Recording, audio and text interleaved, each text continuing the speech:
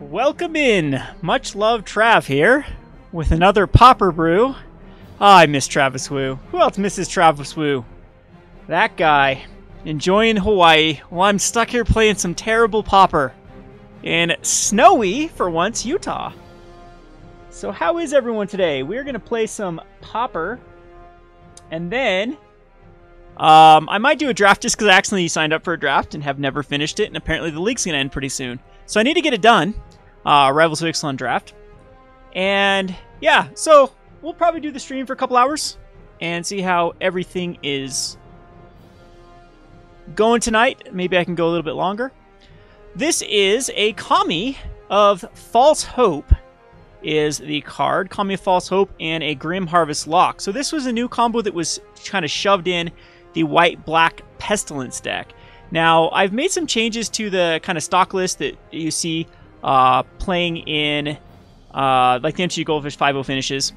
You'll see in Pauper every now and again. I think there's, after playing this deck a little bit more, I want to make some changes to it, but we're still in a league. I was doing this for a video deck tech series, and unfortunately, I kind of timed out 2 rounds in a row. So I need to play quicker. I'm having massive lag on MTGO. I don't know if it's my internet connection. I don't know if it's my computer. I don't know if it's everything or if I'm just a slow player to begin with, but having some timeout issues because it seems very clunky right now to play on MTGO. So anyway, the deck tech for this deck is a Pestilence deck. So you're going to try to lock out your opponent as Pauper is, I believe they say about 70% creature-based decks.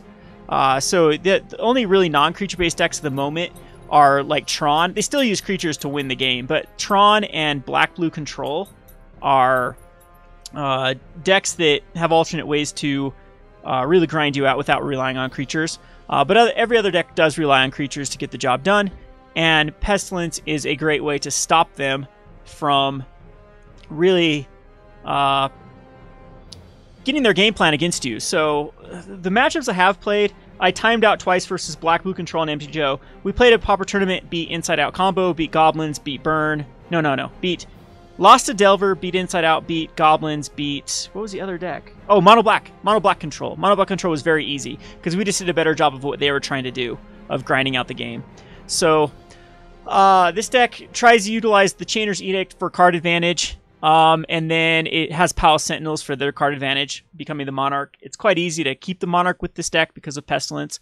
And it just has your usual suspects with the other black removal spells like Deadweight, Disfigure. These can easily be switched at your discretion. There's a Doom Blade, and then there is an Angelic Purge in my version because it's something that can actually trigger off the Grim Harvest. Then the creatures are going to be Arashin Cleric. I like this actually better than the splits. A lot of people run Lone Missionary splits, but for this particular series, I was doing an Aven Riftwatcher. I just kind of try out all of the options. There's also a Kor Sanctifiers, what I think it's called. It's a 1/1 that gains 3 life for 1 mana. I'm not sure if I like that better than the Lone Missionary. There are some 2 toughness cards that this actually is nice to block and trade with. Lone Missionary is nice because it can actually trigger off the Grim Harvest through the Pestilence as well. So, yeah, that's another option to go the 1 toughness rather than the Arashin Clerics. But the reason I like the Arashin Clerics is it just gets us to the late game. So, Thraben Inspector 2, pretty self-explanatory. It's a good card to actually to flicker back with the Kor Skyfishers. But the combo, all in all, is going to be Kami of False Hope with the Grim Harvest. So it feels very much like Martyr Proc does in Modern, as once you get the lock going, it basically is 4 mana, or 3 mana to cast, so 2 mana for Grim Harvest, and then 1 mana for the Kami of False Hope. And then you can Fog on their turn, so it's basically 6 mana you need to have, and you can recycle this over and over and over again. So haven't really faced too many all-in decks where the Fog is actually good. Most of the decks I've actually played against are a very grindy matchup, and this deck has held its own. The mana base is a little bit pricey with the Ash Barrens, but Ash Barrens are better than Evolving Wilds at the moment to finding the specific lands. You cannot even bounce back like the Kor Skyfisher. You can bounce back like the Scoured Barrens, or like the Bojuka Bog, or a cycle land later on, then cycle it later down the road, which is nice. So let's talk about the sideboard real quick. Sideboard has there's this Guardian of the Guildpact as well in the deck. This I only have a 1 of. Some people run 2 to 3, as it synergizes perfectly with the Pestilence. So onto the sideboard, I choose Kor Sanctifiers because there's something that can be kind of recycled with the Grim Harvest. Coalition Honor Guard is my go-to flag bearer, as it dodges like lightning bolts and other ones, so they have to actually use like a hard removal spell, not burn, to get rid of it before they can start getting rid of your other creatures.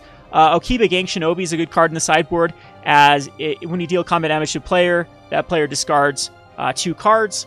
And then Raven's Crimes and Duresses, and we have a full package of Duress and a 1 of Raven's Crime and a 1 of Castigate against those non-creature decks, just to rip out their key cards.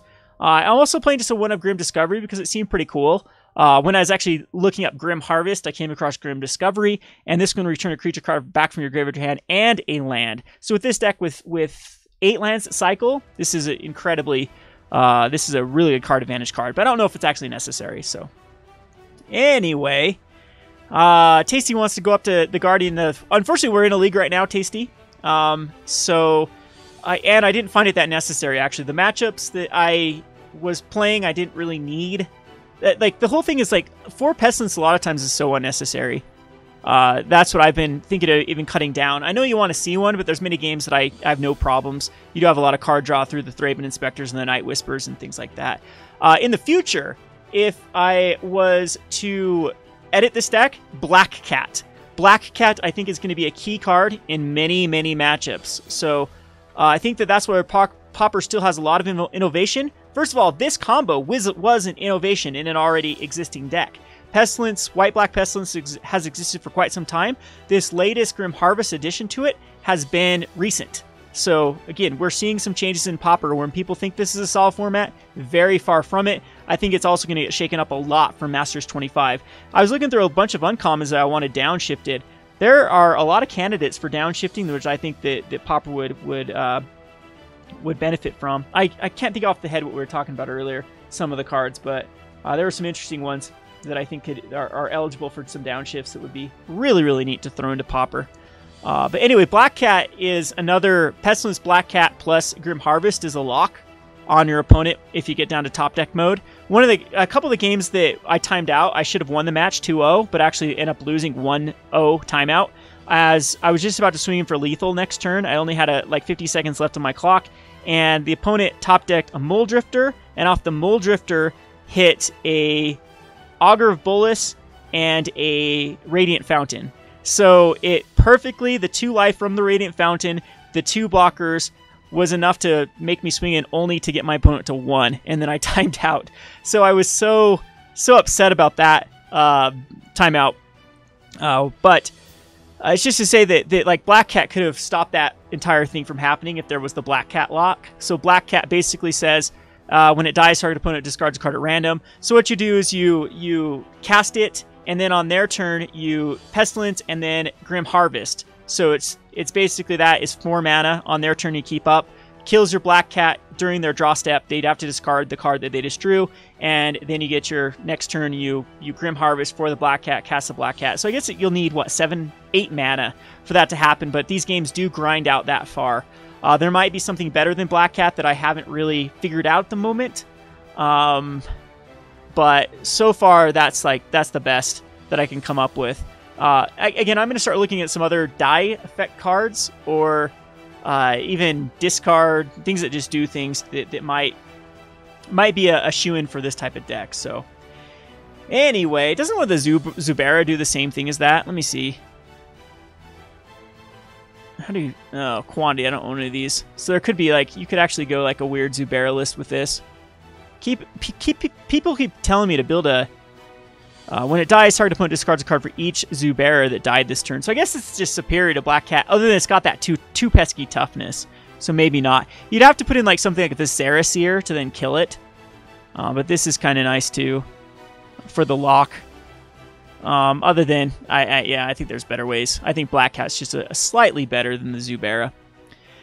All right, so let's see here. Let me pull back up YouTube so I can see what's going on.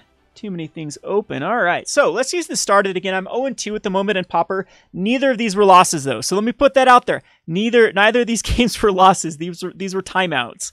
So keep that in mind with this. So you can see right here, we timeout, timeout, and timeout. So got it to game 3 with this one. Only got into game 2 with this one. So go ahead and queue up here. Again, I might do some draft just because I need to, because I think the league ends pretty soon here. So, something I wanted to rant about, if anyone's in a ranting mood, Rudy's last video is just complete asinine. I like Rudy a lot, but the guy is just so full of bad advice. Zach and I were talking about it. That he seems like one of those, reminds me of like the high-ups, like people that invest in very, very high-up stuff that forget that another world beyond theirs exists, that only their posh world exists, and they can't understand why other people would invest in things that they aren't interested in. And that's what his video on Pauper just reminded me of.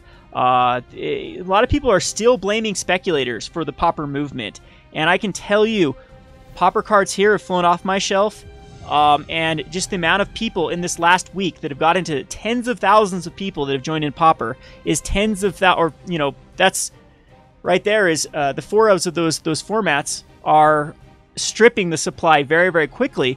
And a good rule of thumb, if you believe Rudy and don't believe me, if I'm just full of garbage, if I'm just don't know what I'm talking about, how come Ristic Studies is a $10 card? How come Street Race is an $8 card? How come Manamorphose is an $8 card? If there's some mysterious bulk that's just out there in the universe somewhere, then how come that people aren't digging through it already to find the Ristic Studies, to find the Street Race, to find the Mishra's Baubles, those type of cards, the uncommons and commons that supposedly exist out there in the universe? The problem is they don't. They've already been stripped. They've already been taken out of bulk. The definition of bulk is things that cannot be sold. That's bulk. I have, we can show you, I've shown it in my store multiple times what exactly bulk is. It's things that I have no chance of moving. Well, we're going to mold to oblivion here. These have been awful. Oh, wow. We're going to go to 4. This isn't like a low land count deck either. We'll keep this one. It's the best one. I'm going to put a Chainer's Edict on the bottom at the moment. But, so, isn't MTG Spotlight a YouTuber? Uh-oh, we could get sniped here with a person looking at our stream. But this was just a bad draw. And I'm on the play, too, so this is even more... This is an exceptionally bad draw. So I don't think we're going to cycle this Ash Barrens until we find one of the other source we need. So a Black Cleave Cliffs, or Bloodfell Caves, not Black Cleave Cliffs. Wrong format, Kevin. We're playing Pauper. And again, not going to cycle this. There we go. We have the Basilica now, so this is fine. We'll basic cycle this. That was actually a pretty good draw. We're going to get the other black source here. Well, Basilica is the best draw possible. It gives us a way to actually win, come back from this game.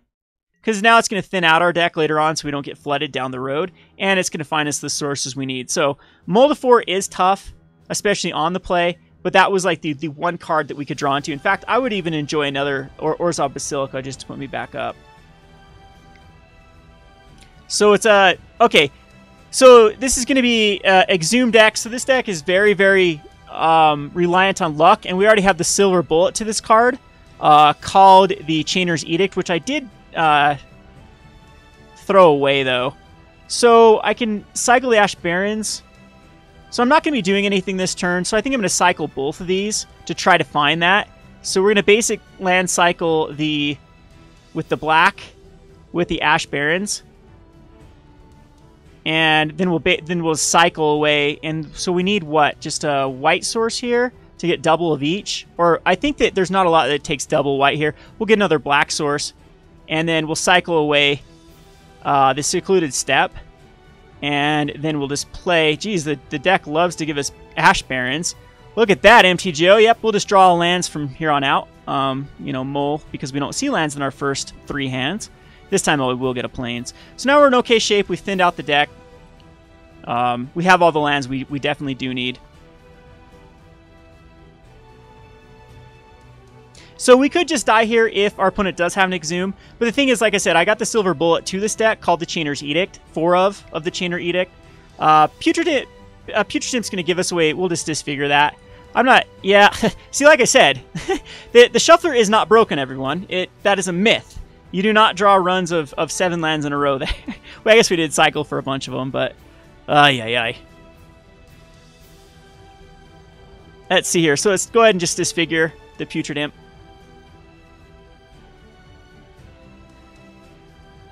And... yeah, Threshold doesn't really do anything. The Crusher is annoying. Exhume is...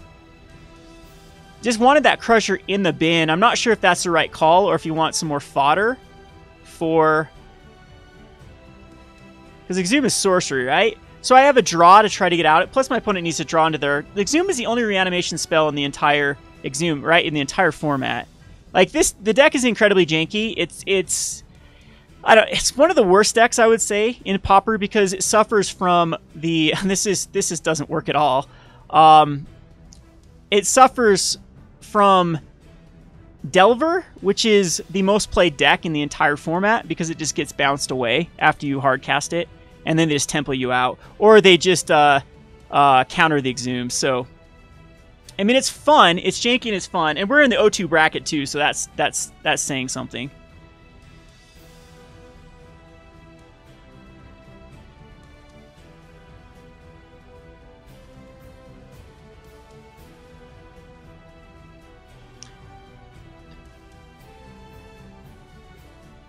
Oh wow, yeah, MC Purple. Where is our Clorox is right here. You can't see it. Oh, it's barely out of the frame. If I go like that, you can find it. Zach's running for you. So I guess Dark Ritual can just hard cast. So 3, 4, 5, 6. Okay, yeah. Again, it's just an all-in deck though that does cast. And if there's a Crusher, there's got to be a double Crusher in here with it. So it'd just be a huge blowout if I would have kept the Chainer's Edict on top. The thing is, I can actually take a couple hits with this Devastator. I can actually cast my Pestilence next turn. I don't know if that's actually relevant. But yeah, so not only did we mulligan to 4, we drew all lands except 1. So that is the way to play Magic. So we'll Pestilence here.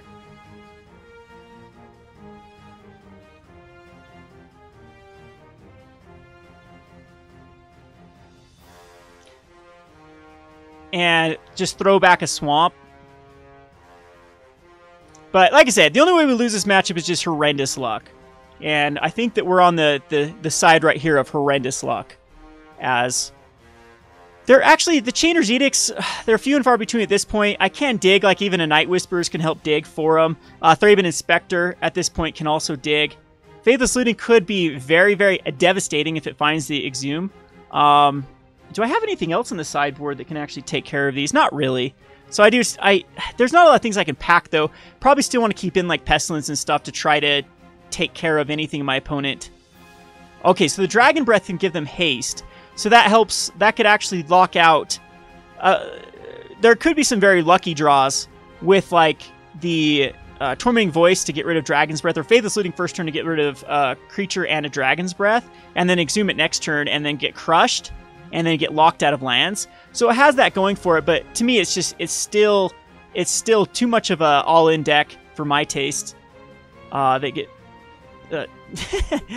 oh, man. Okay, I've got one more draw, but literally mull to 4 and literally draw all lands.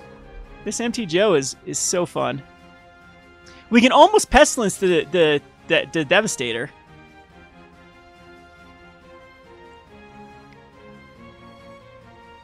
Oh, by the way, I also do have relics in the sideboard for this list. I don't know if I did show them. We do have Ostracize and Duresses I might bring in as well.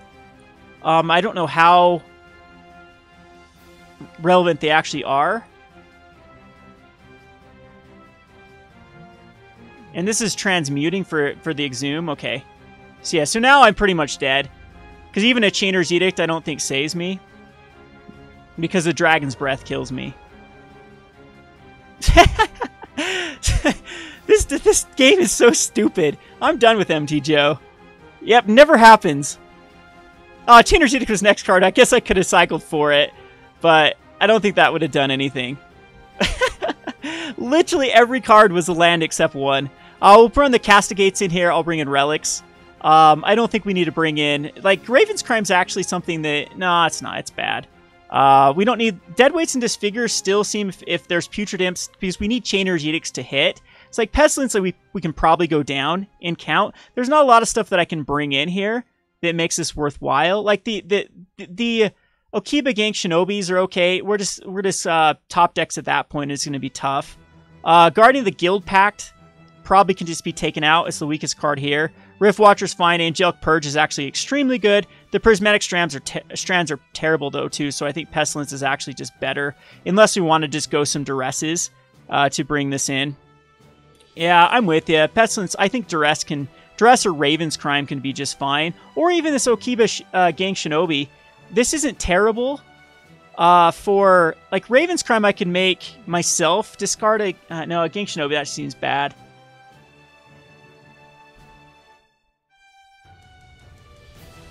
And Raven's Crime seems irrelevant too, because that can just help my opponent get in. I think Duress is just the better card. Just a couple Duresses. Disfigure Deadweight is still... I wonder if there's anything that's worthwhile to get rid of. So, the Kami too. The Kami lock works very, very well. Lone Missionary, all these things are still fine. To... it's in my... Hey! Now you get perfect information. That's fine, I'm streaming. It's my fault for streaming.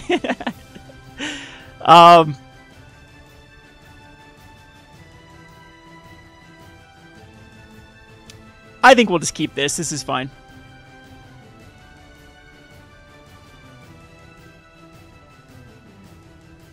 Okay, so this hand is doable. I don't like it, but it's doable.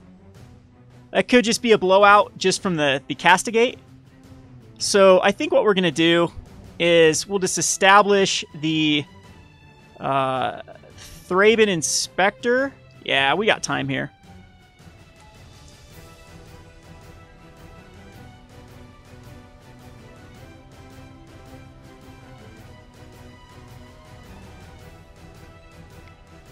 Now this is something where I might need to blow the Castigate next, or the Duress next turn, just to get it out of the way. Two Devastators are going down the bin, so I think that's the better plan than playing the Basilica. So what we're going to do is we're going to cycle away the Ash Barrens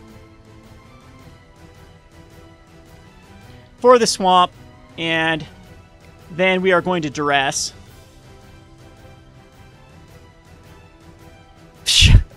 Alright, this is how I do lose. Double Exhume. Wow. We'll get rid of one of them. Yep, that's... I mean, these opening hands, it's a high-risk, high-reward deck for sure. And so that's what I can't stand with the Mold of 4 Game 1. Because that's usually the game where the Chainer's Edict just wins it. And then I can have one of those bad draws and then be okay. The thing is, though, this deck will peter off after the... Okay, the Blood... Actually, no, the Bloodfell Case comes into play tapped. Yeah, we can actually rip it out here with the Castigate now. So... Opponent's going to have to rely on the Gurmag Angler.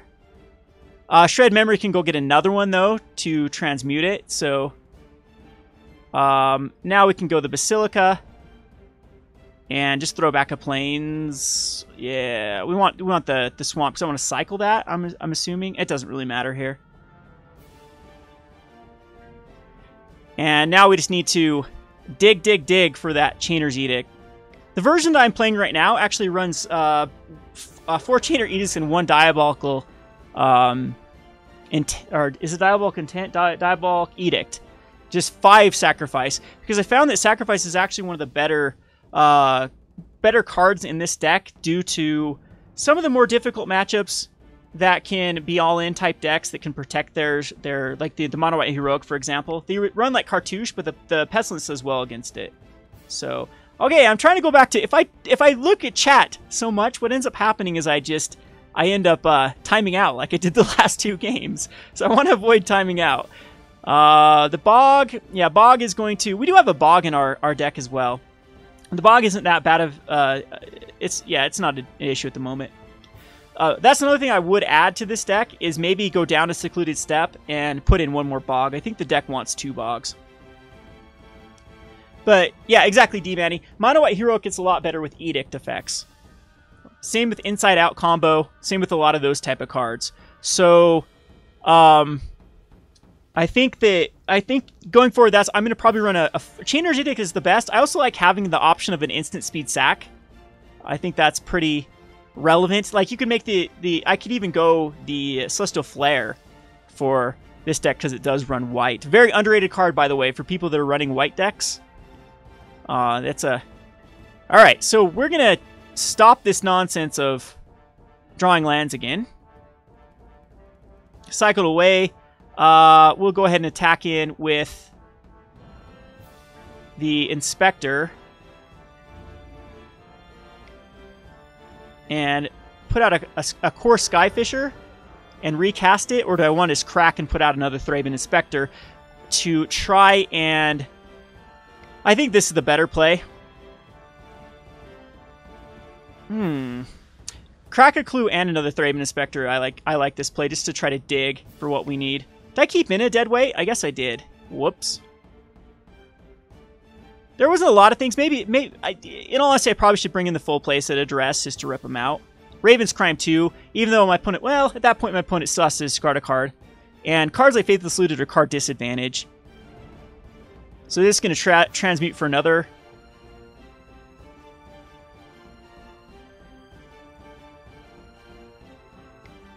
And a Dark Ritual transmute for an Exhume.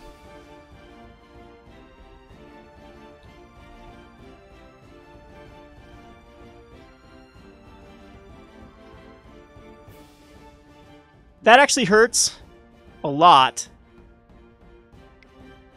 Because it does have the Crusher. Well, I really thought we were able to have another turn for this. We do have... Annihilator 2 is going to be messy. Yeah, we do have some turns to try to find out. Oh, and this is going to also protect it with the Delve. So yeah. Yep, I lost this one. Womp womp. Didn't find the Chainers in time, I would say. Can I afford to lose lands here? Oh, there's the Chainers right there. I spoke too soon. So we can sack a Clue token and an Arashin Cleric. Let's see here. So we're going to Chainer's Edict.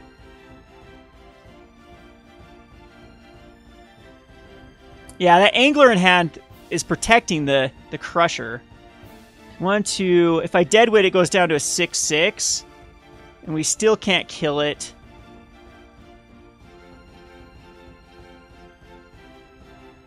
I can sack a Clue and a land and then have enough at that point to start blocking. Arashin Cleric and a deadweight, and I could kill Arashin. 1, 2, 3, 4, 5 is all the power I have on board. This is getting tough to... I think what I do is just I Kor Skyfisher.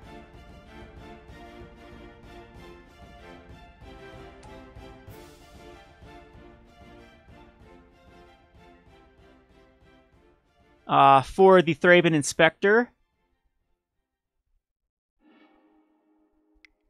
And then recast a Thraben Inspector. And now I can sack both the Inspectors. 1, 2, 3, 4, 5. I need to get to 7 mana for the Chainer's Edict.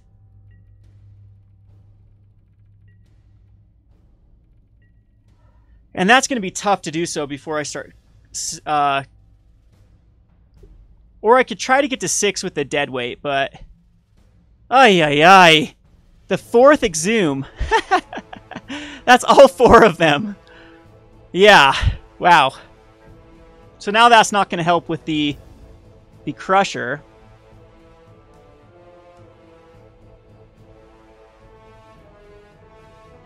Well, you know, mulling to 4 and then drawing 7 out of 8 lands. And then having 4 Exhumes drawn on you the next game. That pretty sums up my MCGO experience.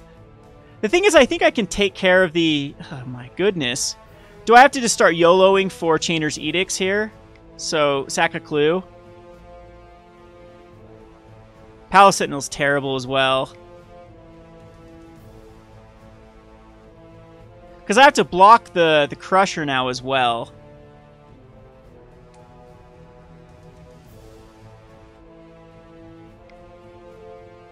Yeah, keeping that dead weight in was really bad.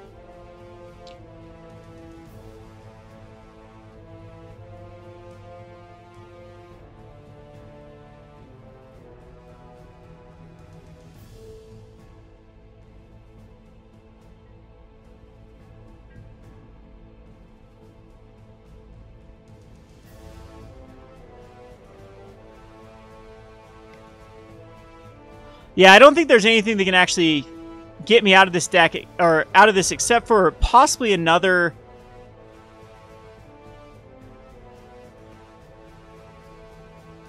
Because I have to block here on the Crusher, sack the 2 clues, or actually I'm probably going to block, or sack the Kor Skyfisher here.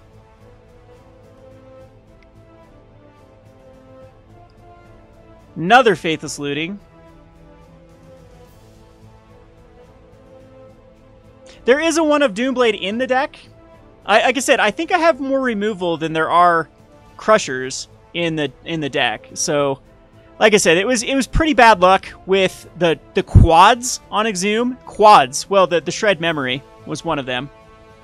So the thing is, do I sack a clue, or try to get back this Chainer's Edict, or I think what I do is I sacrifice the Kor Skyfisher. And we sacrifice a clue. And I block the Crusher. So I do need to... I need to get into a Doomblade, but it still puts me down to a 6. But I can do a Cleric. A Cleric and a Doomblade gets me back in this game.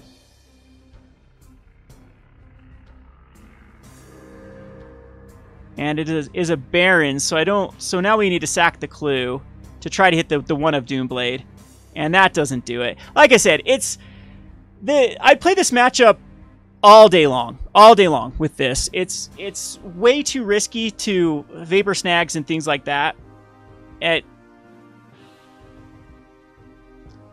This is the 1 out of 10 that we lose with that. But like I said, it is what it is. The Mold of 4 was terrible game 1.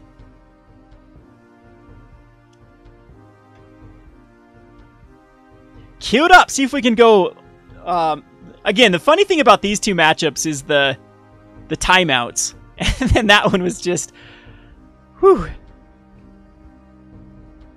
The quads.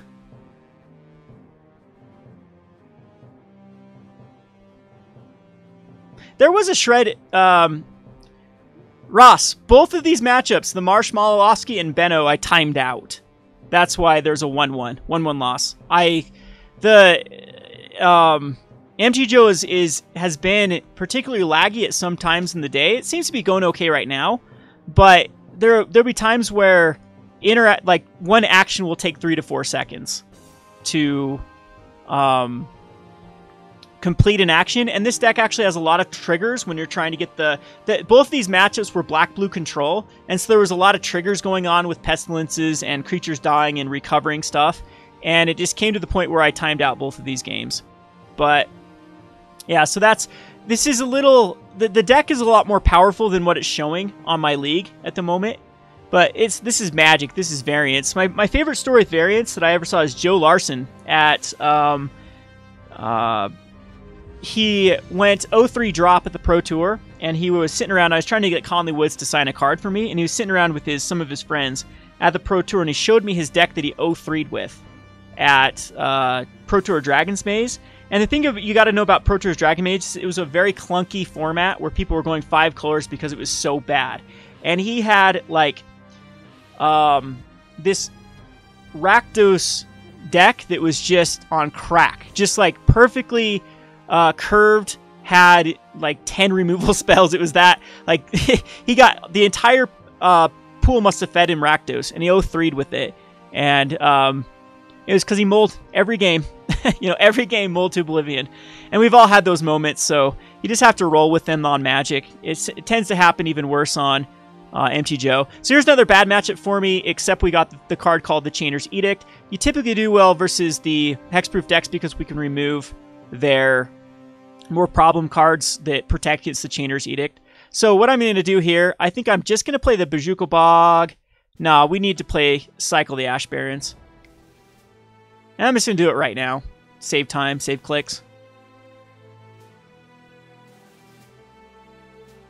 Oh, it's fine, Spotlight. It's fine. If you did, I don't think it would have changed the outcome of any games here. So, that was just very, very terrible variance on my part.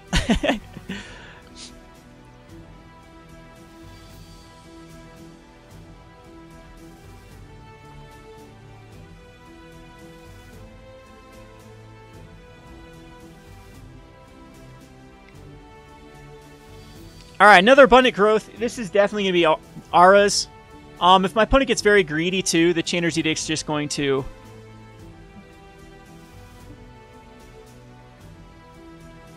take over this game. I'm going to actually put out a more aggressive card with the Lone Missionary.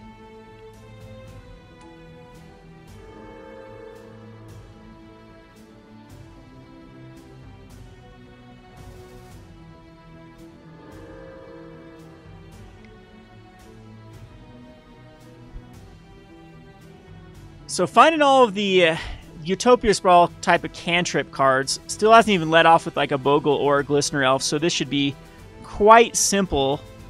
I might just play the Bog and then a Cleric. I don't think Bog is relevant in this matchup. I don't think they have any recursion besides Rancor, which is, you know, it comes back immediately. So let's throw out a Cleric and start the beatdown. I'm sure my opponent's trying to find another creature to play around Chainer's Edict, but the longer this goes, the better it's going to be.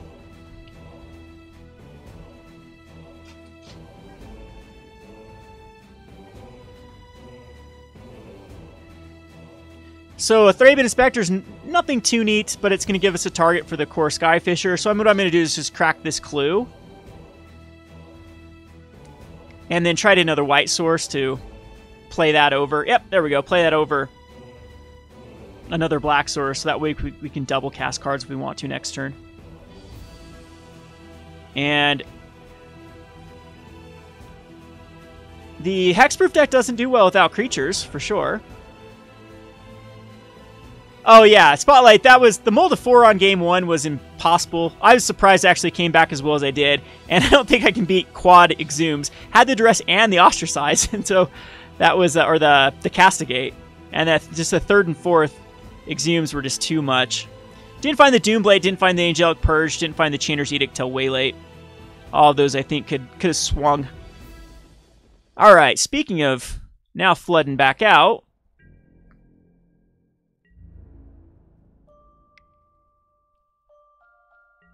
we're just going to try to dig here. I don't think we want to play like double Kor Skyfishers, or do we? No, I think just one Kor Skyfisher and recast the Thraben might be the best play here. And the Bogle's deck must have kept a very greedy hand with 2 abundant growths in hope that they would draw into something relevant, and apparently was not relevant. So let's go ahead and just crack this clue. Gives me more information. There's the Doomblade. Hey, look at that. There's a card that we were begging for that is actually now worthless in this matchup because everything has hexproof. There actually is a couple cards, I believe, that don't. Yeah, no, they all do. Does the Gnarlid have hexproof? No, the Gnarlid doesn't. But some decks don't even run it. Unfortunately, this is going to be beat down as my opponent, again, I'm pretty sure kept the double abundant growth hand in just expectations that there would be out of the draws would be a 1 creature. So I'm positive there's like the hand is full of auras here. Prismatic Strands is also very good versus this deck. Let's go another Kor Skyfisher. Not a lot my opponent can do here. Throw another Thraben Inspector and just rinse and repeat. You see the card advantage with this deck. Kor Skyfishers ends up being a draw card spell. And we're just going to go ahead and cycle this as well and get some of our last basic lands. And again, even if my opponent draws a creature, it's over with the Chainer's Edict. And even with the Prismatic Strands at that point.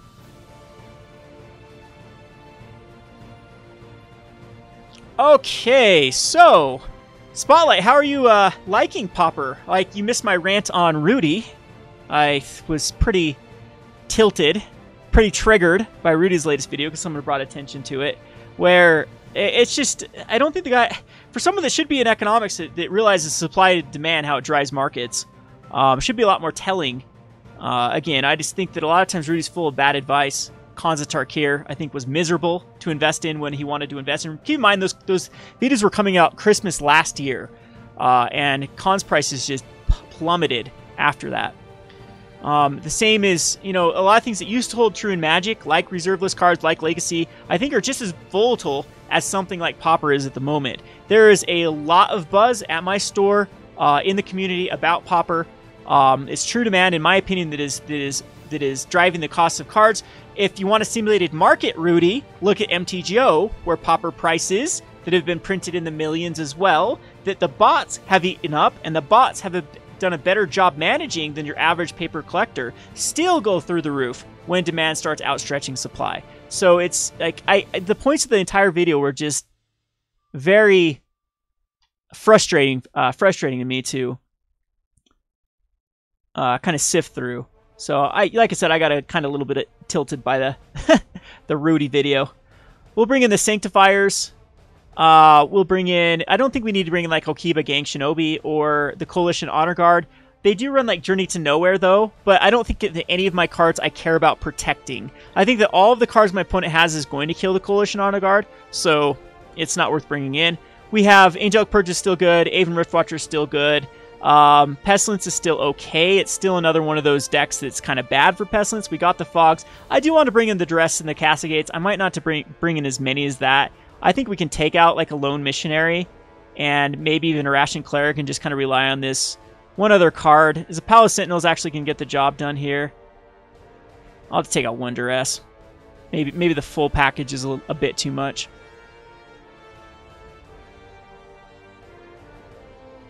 Well, Torch of Existence can just be beat out by Graveyard Hate, just like a lot of these decks. It's a very... The thing about I like about Pauper is it has all of the answers. It is... Like, if you need a side... Here we go again. What is up with these draws today?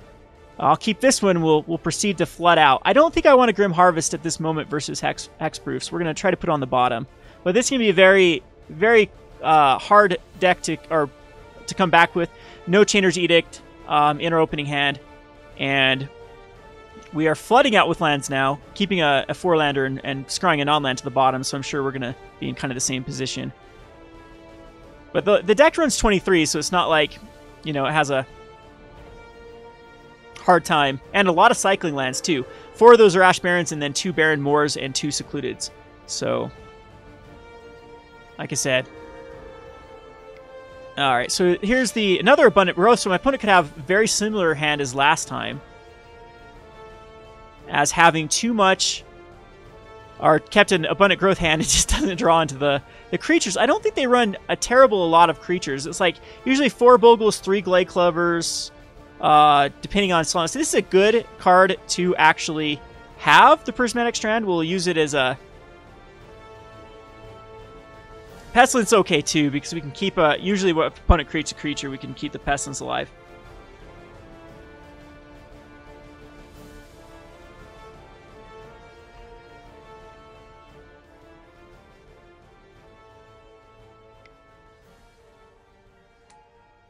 There's the Glade Cover Scout, so this is going to start to get pumped up, I'd assume. Notice another Utopia Sprawl. So... Not too worried about a Glade Cover Scout with nothing on it. Another land, which I'm not happy about, but is what it is. The Gnarlid is the card that gives us the most problems, I would say, until we can establish the Edict. Thing is, if my opponent does decide to go all out on one card, we can Pestilence off the other card and keep our Pestilence alive.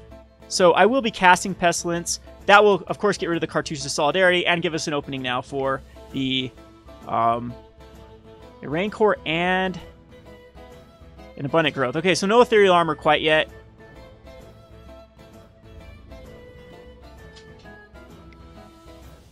Don't want to cast the Palace Sentinels, unfortunately, because, yeah, that would give our...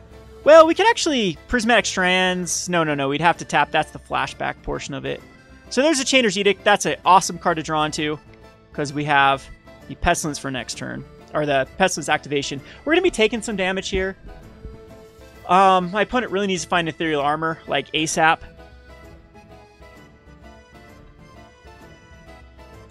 Gabriel, I do stream off and on. Sometimes the topic unfortunately changes a lot. Sometimes I play Magic, sometimes I just rant about Magic. 1816, do I just die here? Wow, finds the Ancestral Mask for perfect lethal. Actually, it was one away from lethal anyway. So, that's what this deck does too. Man, playing against a lot of all-in decks. Went against black-blue control. Of course, when you're in the loser's bracket, you get kind of the more wacky decks. I think I'll bring in the Duress again. Maybe something like a Kor Skyfisher is not even relevant in this particular matchup. I mean, it's a good way to like dig for stuff. Arashin Cleric actually does seem better than your average card. Maybe Palace Sentinels are just not going to get the job done here.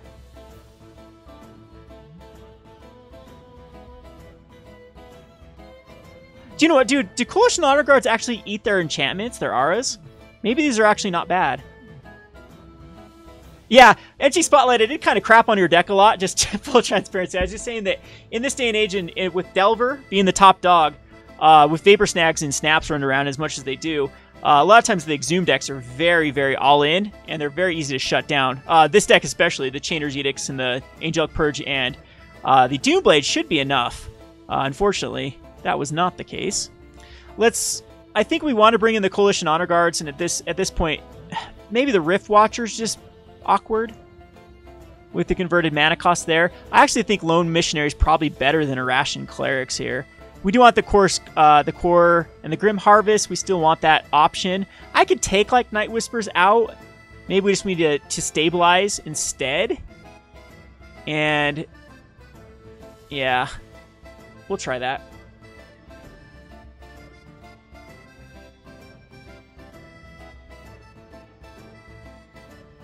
It's another very awkward hand. I'm probably going to end up going with the Ash Barrens and cycling the very first turn.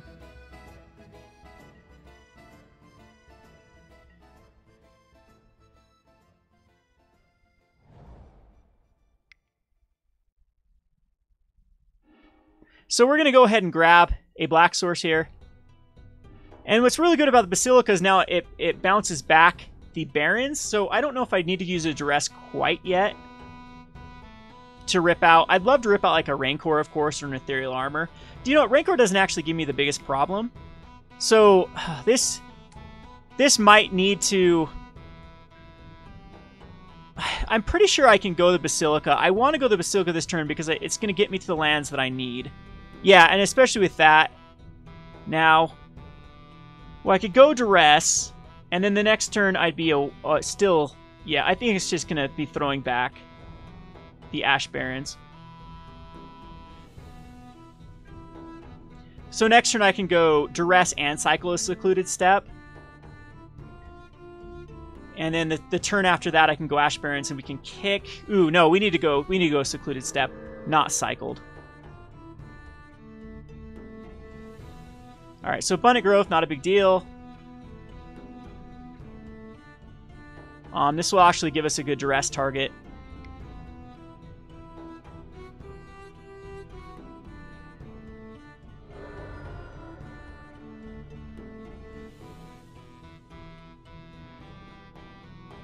Yeah, this is interesting here. I think no matter what, we just play the Secluded Steppe.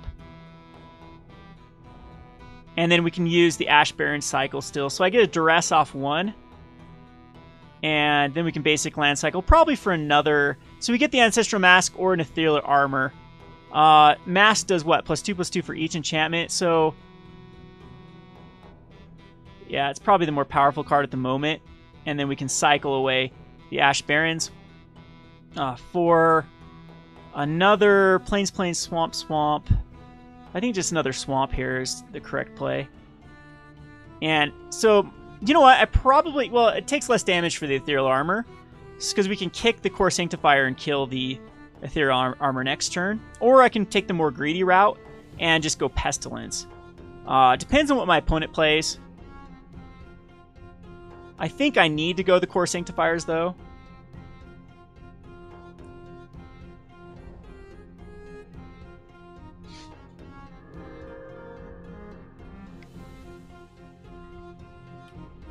Gonna go with the Glade Clever Scout. And this is not a Curiosity isn't a common, is it? Just, oh yeah, Slippery Bogle, of course.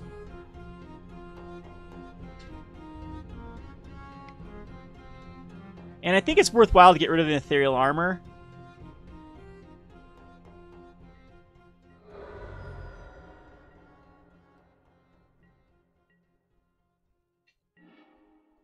Yeah, and then we can Kor Skyfisher it back, so we're in great shape.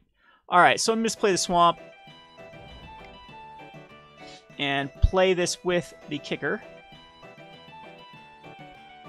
Very underrated card, by the way, right now in Pauper, the Kor Sanctifiers. And now we have a Pestilence we can establish the next turn and actually +1 it. So only 3 cards in my opponent's deck. We've killed 2 key cards, 2 now. So best case scenario, one of it is a Glade Cover Scout. So best case scenario is just another Ancestral Mask would put it up a little bit, but it's going to be an Armadillo Cloak, which is not the most relevant card. It's going to give my opponent some life. It's going to be annoying for a while.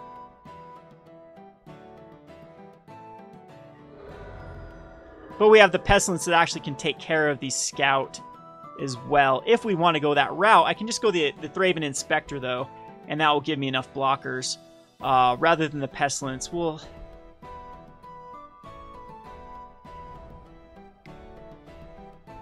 Yeah, I actually do like that play better, just the Thraben Inspector.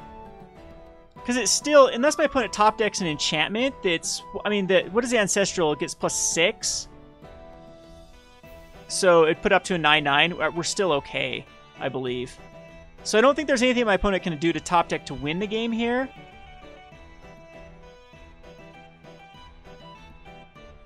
Unfortunately, I can't, like, Pestilence and... Actually, oh man, I actually think that... How is the background music, by the way? Is it too loud? If it's too loud, let me know. I'll turn it down. No, it's just some random pirate music. I got the link in the description. I think the Pestilence is actually the right call here. I'd lose it, though. I think I want to try to keep my Pestilence alive. So we're gonna Thraben Inspector. And then I'm going to cast Pestilence.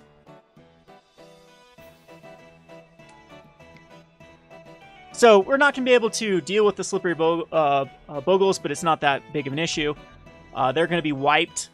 My opponent also can't attack in with the Glade Cover Scout, because what then ends up doing is killing the Scout, unless there's just the kind of the YOLO top deck into a card that will give us problems. At that point, though, we can do the Kor Skyfisher, Kor Sanctifiers not too long from now.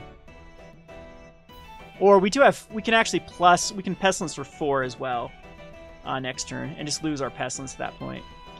This deck does very well against Elves because of a card called Pestilence. So the cartouche of Solidarity is annoying. Puts us down to a...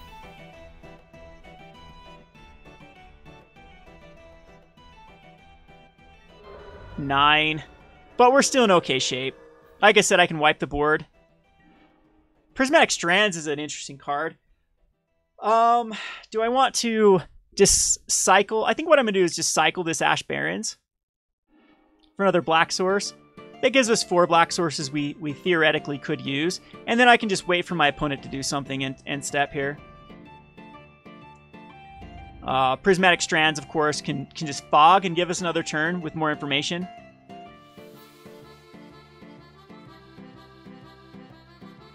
How's it going, Unpacked?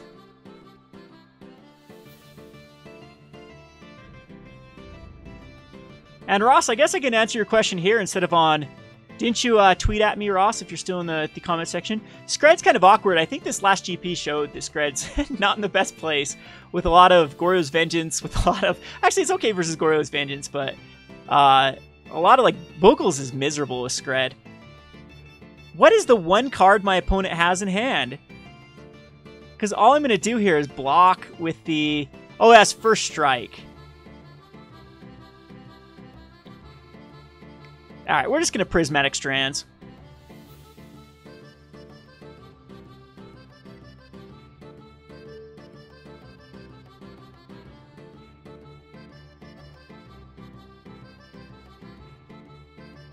And that gives us a way just to crack a clue.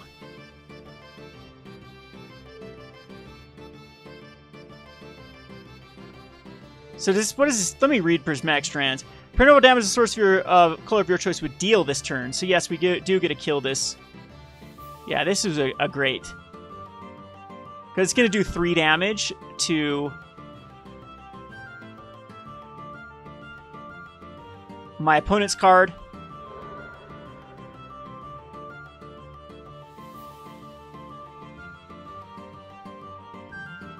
Why isn't the damage on this stupid thing?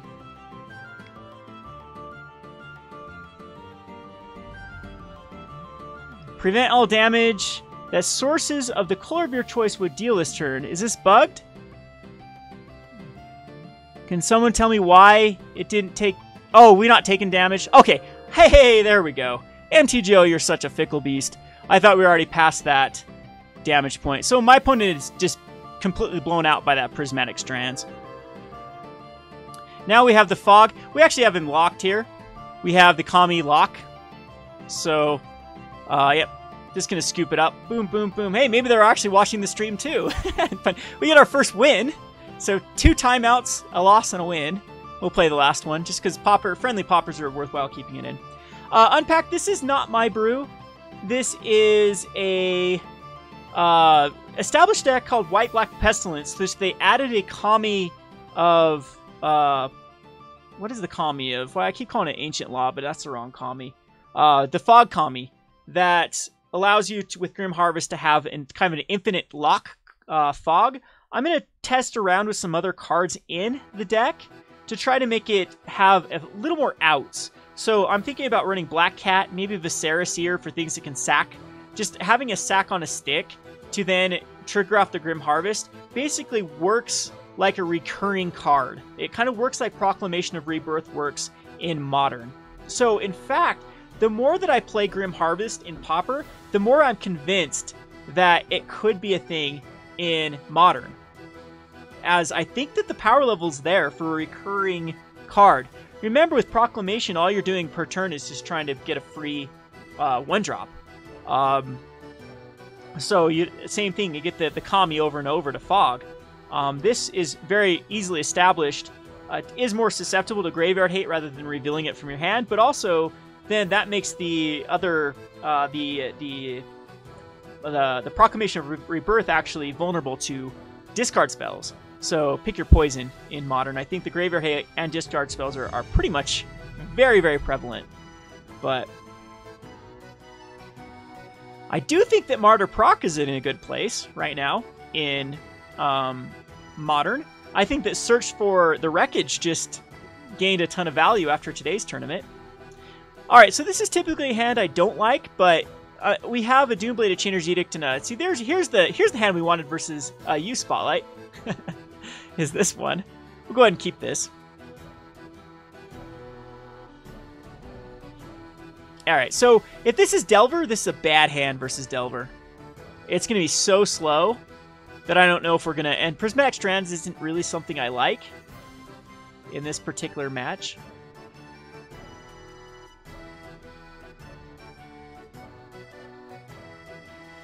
So we're going to go ahead and we'll use the Barrens.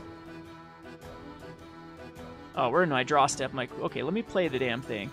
Alright, so we'll play, and I'm just going to go ahead and cycle. We need just a white source, I would say. Black source. Black source is more reasonable at the moment, because we have the white source from the Basilicas. And we also can Doomblade a Delver if it comes out. Okay, we're wrong. This might be... I have no clue what this is. This most likely is inside-out combo.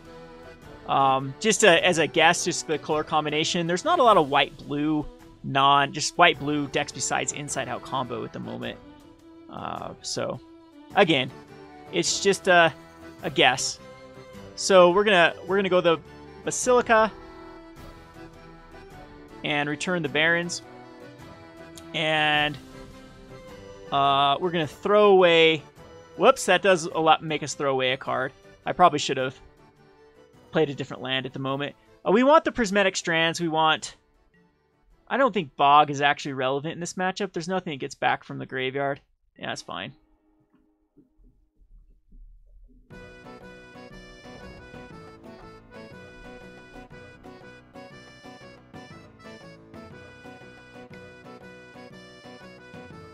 All right, so I don't know what this is. What uses white? Maybe there is a white-blue control deck at the moment. Maybe there's Secret Away Muldrifter.deck. I mean, it's not out of the question. I am just not familiar playing against many of these kind of white-blue type strategies. So I could just... what's a good... We could establish a Kor Skyfisher and bounce back a land. I don't know if we care too much.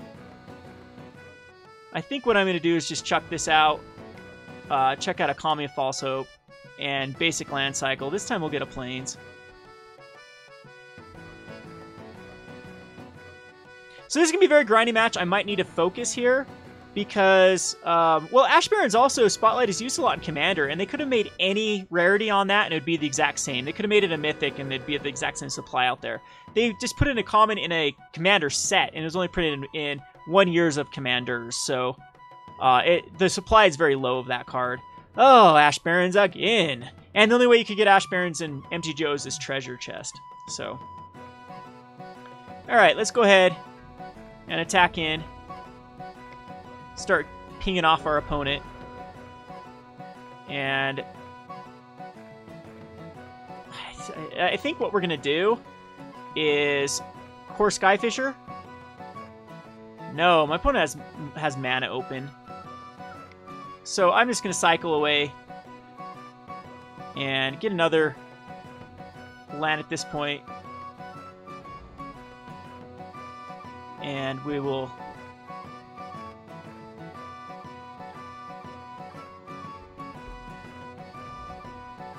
go ahead and pass the turn. It could be like a Tron, but this is kind of... Oh, it's Reality Acid. Okay. Reality Acid is going to be a pain, too, because they're going to be able to pick off a lot of my lands. I don't know. I haven't played this matchup. Again, we're in the loser's bracket, so we're going to go against very, very wacky decks. Not really the tier strategy. So, at least we do have the Doomblade.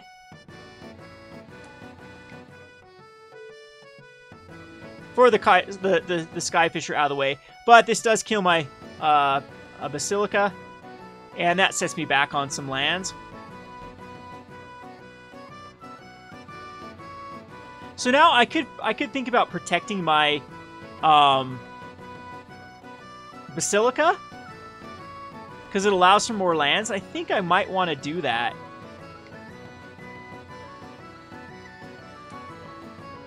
Since we know there's a reality again, I don't know if this is the right play, but if there's nothing worthwhile for my opponent to kill, this might help get us there, if that makes sense. They do try to flicker the Kor Skyfishers. There's a lot of other cards that bounce cards. Like so we have to establish...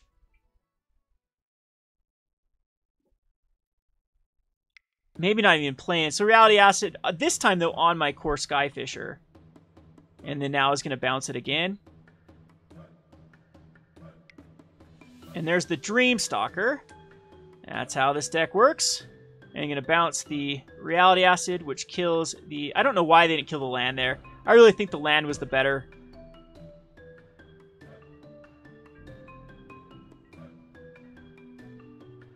So we have the Edict.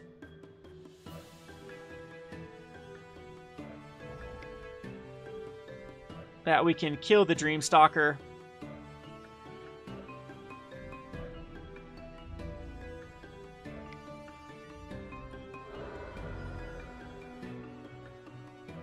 So the deck can get a lot of card advantage through bouncing like Muldrifters as well. I'm not sure if we need to bring Graveyard Hate in here or not, but of course the Duresses and the Castigates work very well with this deck.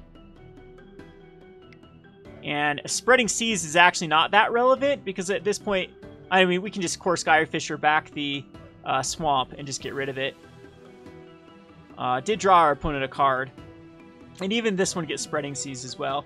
It's like a land destruction deck with reality. acid.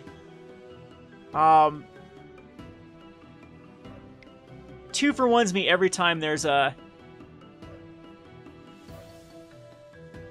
See if they have another one with 2 mana, another Dreamstalker. Another Skyfisher. Yep.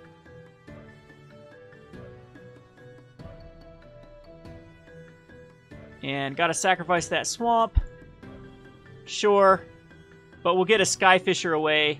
Or we can just Basilica away the swamp. Except there's still another reality acid. So we'll just go the swamp here. Didn't like to run another Barrens, but...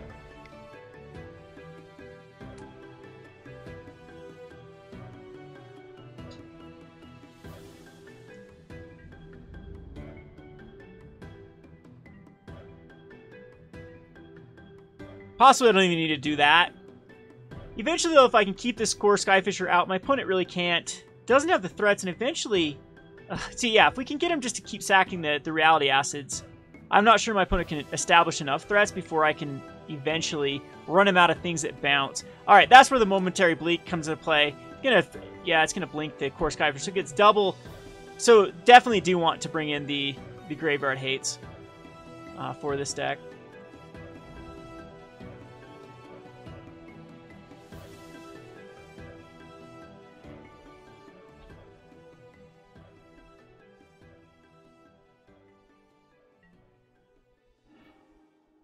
We have another Skyfisher. I think we'll just establish a Barrens and pass a turn. Probably going to blink the Kor Skyfisher again.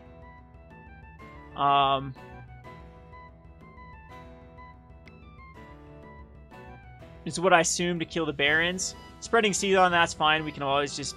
I don't think I care about blinking those anymore. Because it will blink now when I try attacking with the...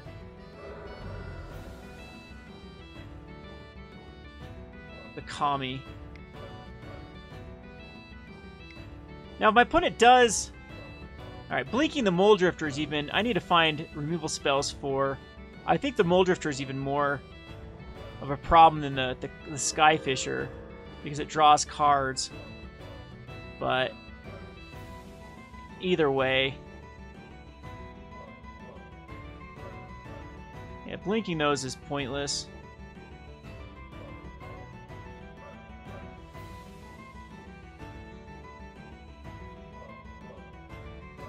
Spreading Seas isn't doing much anyway.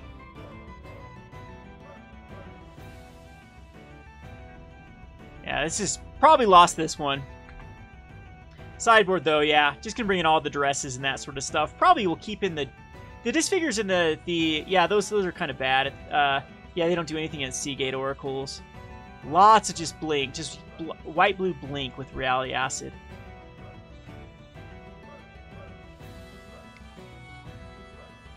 If the meta does shift this way too, like, white-black is very, very well positioned for Duresses and more cards like Castigates that can just rip out. A Serrated Arrow. Okay, that's fine. Can kill the Kami, sure. Can even blink the Serrated Arrow over and over. Just a lot of value in this deck.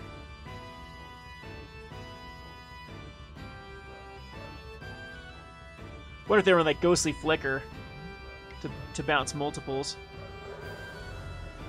Alright, we got a Lone Missionary. Doesn't do a lot. Flying. Might just be better to put out. It doesn't even do anything against the Seagate. The Palace Sentinels, throwing anything for the Palace Sentinels is bad as well. Kor Skyfisher will probably come out in this particular deck. I think we'll run out the Lone Missionaries just to gain some life. But my opponent's hand is still very, very full.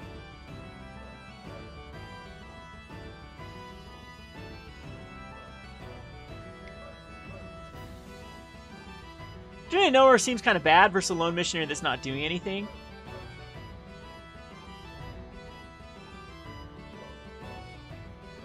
Now the question is, do I want to bring in Sanctifiers for cards like Serrated Arrows and Journey? Do I want to cycle the Barren Moor? Okay, another Orzhov Basilica. Doesn't do a lot here to play anything. I want to keep the Skyfisher for something. I guess I could just Prismatic Strand this next turn. Just to use it. Only absorbs 4 life, though. Gotta think there's counter spells in this particular match, too.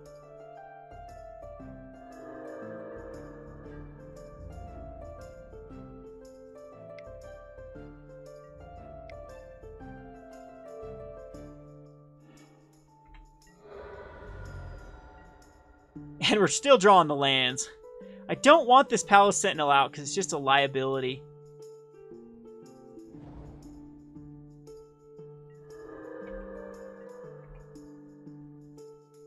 Beat down by the Muldrifters and the Seagate Oracle at this point.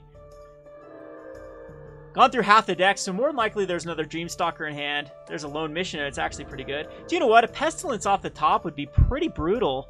I'd be able to wipe the majority of my opponent's board. Disfigure doesn't do a lot. It can just get blinked in response. But at least it's a... I can then... Let's see, do I want to blink my... Let's see, 1, 2, 3, 4, 5, 6, 7. I think I just Chainer's Edict here. The problem is it only gets rid of a Seagate Oracle.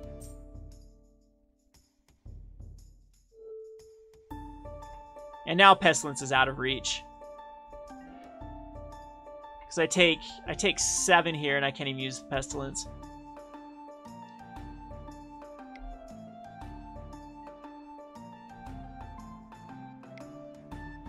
I don't think there's any point to keeping this going.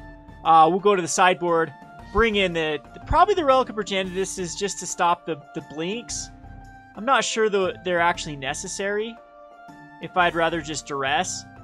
Coalition Honor Guard is actually pretty good because it requires a Reality Acid to hit it. I'm not sure if that is something that is relevant or not as well. The Kor Sanctifiers is pretty bad. Raven's Crime might just be okay. Not a lot of cards that are relevant at all. Like, Akami is not very relevant. These Guardian of the Guildpact is actually pretty meh. To be honest, a lot of these cards are very, very meh in this deck. Even these Disfigures and Deadweights don't do a lot. At least the Disfigure can kill a Muldrifter. I don't like the Deadweights, though. Night Whispers is fine. Grim Harvest is fine. Doomblade is fine. We'll keep in one of the Kami. The Chainers are fine. Missionaries are okay. I guess the Kor Skyfishers are still relevant. At least Relic can get us somewhere.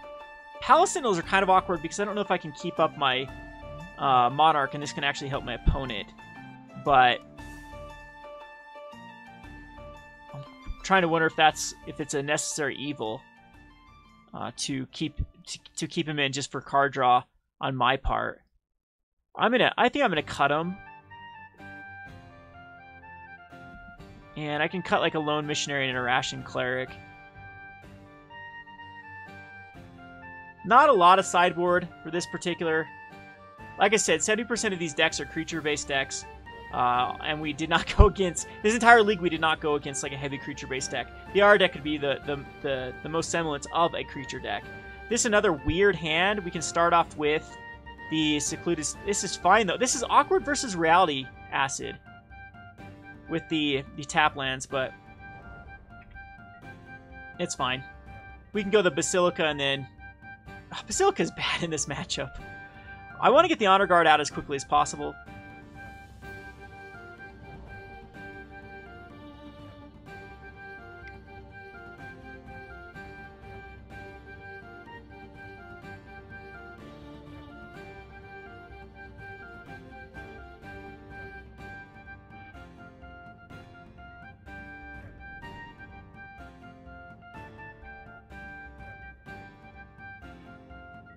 So here we will go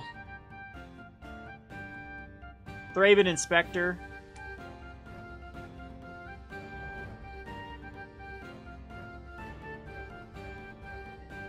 And then okay, so this is a Preordain. The Reality Acid, of course, is still going to be something that I want to find a Duress as quickly as possible, or a Castigate to And see, my opponent's digging for their reality acid as well.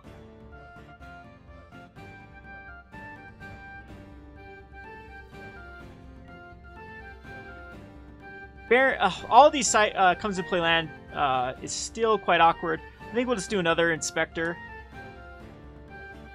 And we can cycle the Ash Barrens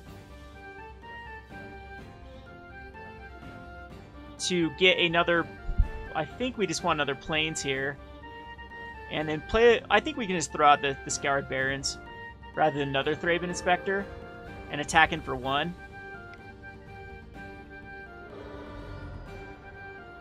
And next turn we do have the Coalition Honor Guard, which again will protect our land versus the Reality Acid.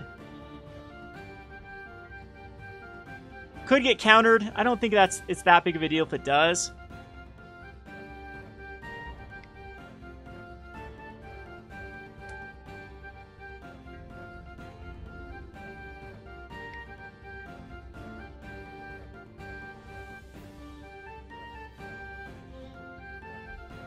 And we're establishing a nice little board state.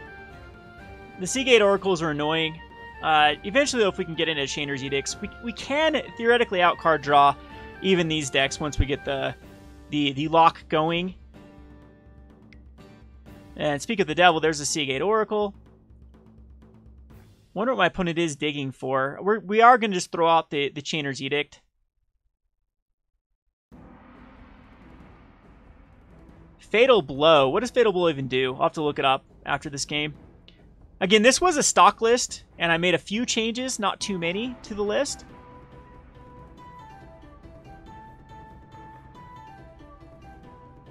Yeah, and that wasn't even card advantage. My opponent has to put a Mole Drifter in the graveyard. That is... So I could establish a Pestilence here, and Pestilence is actually quite good. I think establishing Pestilence is the route to go.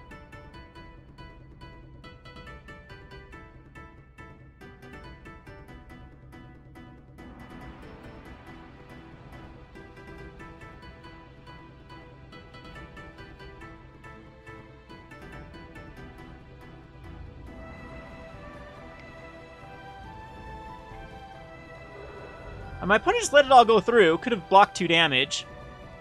I don't know what was up with that.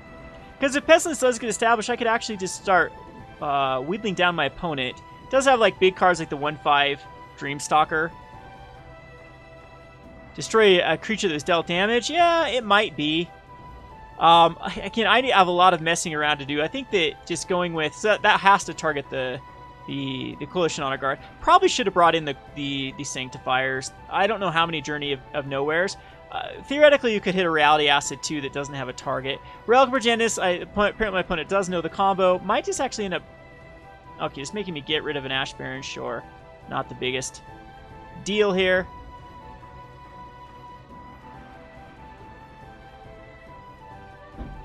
And there's our beautiful Castigate. So... where is the Reality Acid or a Mole Drifter at this point? I think I'll just get rid of the Reality. Oh, this is tough. Mole Drifter draws into more cards. But Reality Acid's going to be a very important card, I would say. Let's get rid of the Seagate Oracle. And play a Plains. Play a Thraben Inspector.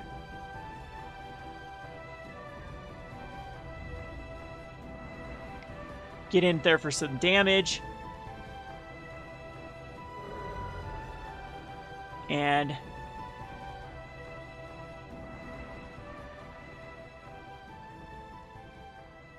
do I want to cycle the Secluded Steppe just so we can get a Chainer's Edict out of the way? I think I just want to do a Pestilence because we have a pretty quick clock with the Pestilence. So Castigate's going to go away here. So respected the Relic. Dreamstalker just is going to return. I'm not quite sure. Okay, just the Relic. Oh, so you can recast the Relic and get rid of Chainer's Edict. Alright, not that big of a deal again. Because what we're going to do is we're just going to Pestilence.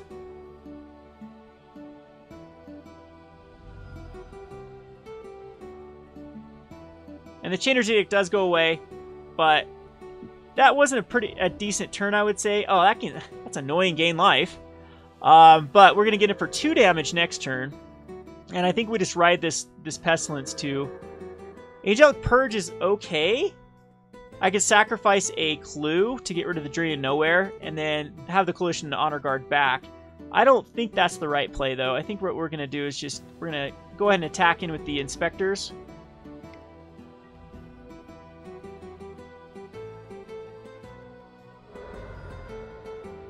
And then, is the Moorland still... I'm going to cycle this. I'm glad I did that. And then just pass the turn, we're going to ride the Pestilence to as much victory as possible. If it is possible.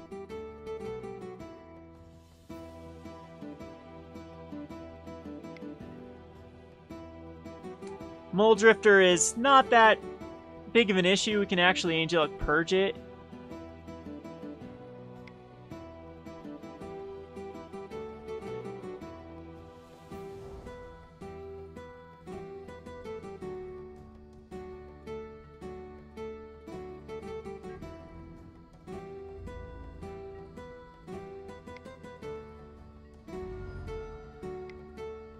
So I don't want to kill my Inspectors. I'd rather get another free damage off with the Inspector. So I'm just going to crack a clue. And crack a clue. Another Pestilence. So this can actually kill the Dreamstalker if I want to.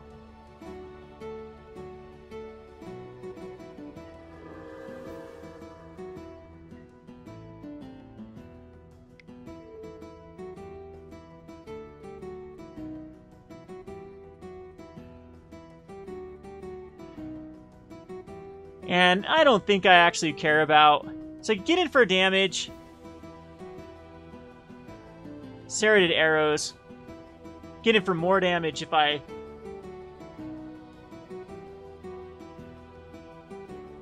worry about the Thraben. I'm just going to Kor Skyfisher here, and we're not going to get in for damage this turn.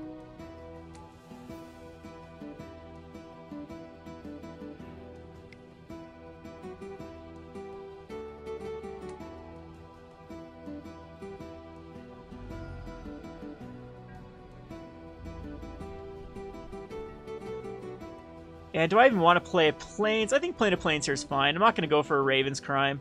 Raven's Crime could have got something more relevant, but this is the difference between a damage and cracking a clue to get me further. I have the backup Pestilence too. My opponent needs to get in for some damage. There's not a lot. We're just too far ahead, I would assume. On the Pestilence, like I said, good thing we have a backup Pestilence. Plus we have the Kor Skyfisher, which is very annoying for my opponent to try to deal with. And there is the...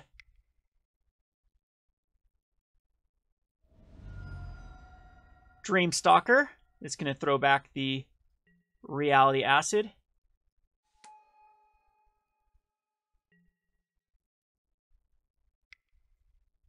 We're going to go ahead and draw another card. And there goes our Raven's Crime, which is fine, because I think still the more lands, the merrier. Disfigure will actually end up killing off the Muldrifter to get in for 2 damage. And these Thraben Inspectors can also get in for some decent little damage. So I'm pretty sure we have this game. And then we'll have to go on to the third matchup. All right, Journey to Nowhere is very, very annoying. However, I can get that back with an Angelic Purge now. If I care.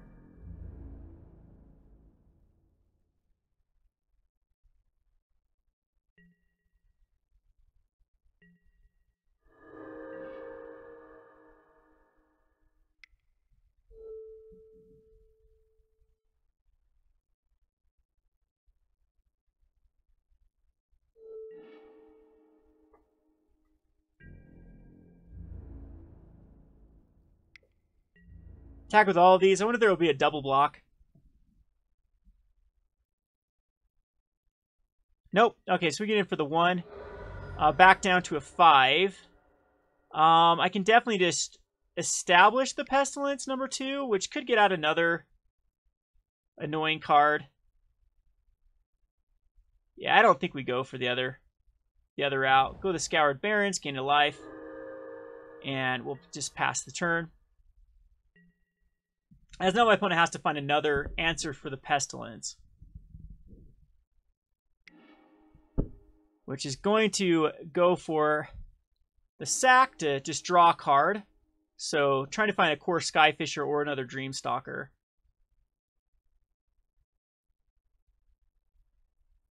And there was not. All right. That worked out for us. Let's get the pirate music going again. Can't play without that.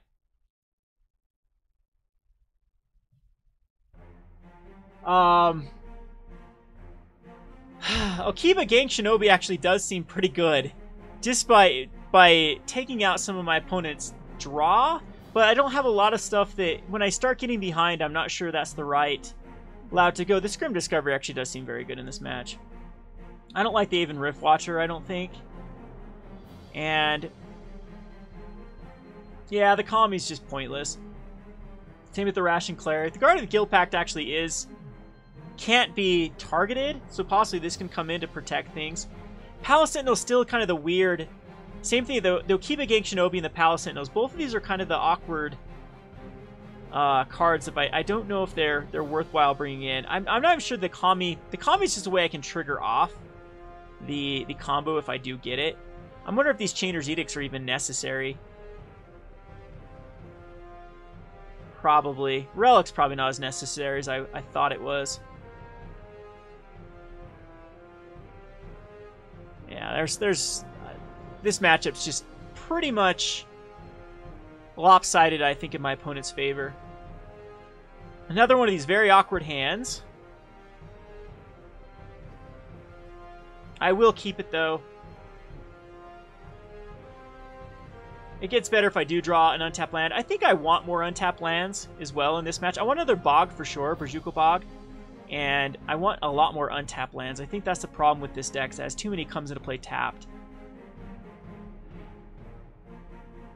Because this is just a very, very awkward turn, having to play the Ash Barrens and then having to play the Basilica next turn. And really nothing to do with it. I mean, we can definitely get locked with this particular.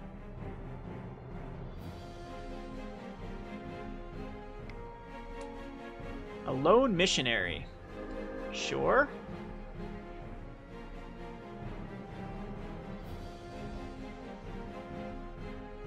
And you see I do have to discard here because of how the interaction happened.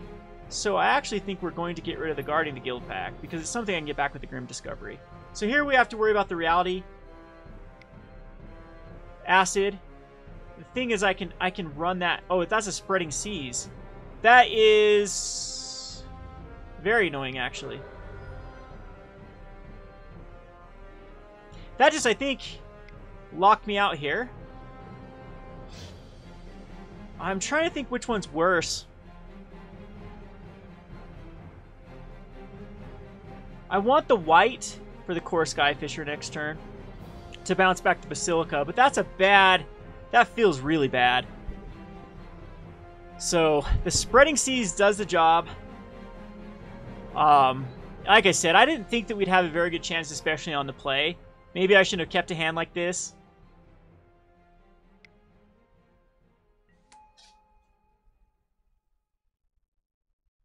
Just wants a card draw, huh? Okay. I feel a little bit better about that. I don't feel good about having to send back my Basilica here, though. Oh my goodness.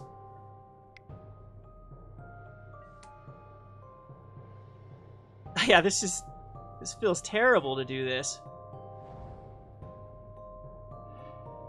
And once again, I think Raven's Crime can just...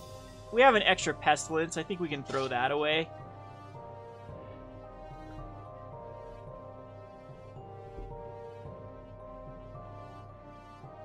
But my opponent decided to go the Spreading... Journey to Nowhere. That's not that big of a deal on the Kor Skyfisher. I'm okay with that. Because it's not a reality. Acid happening to my...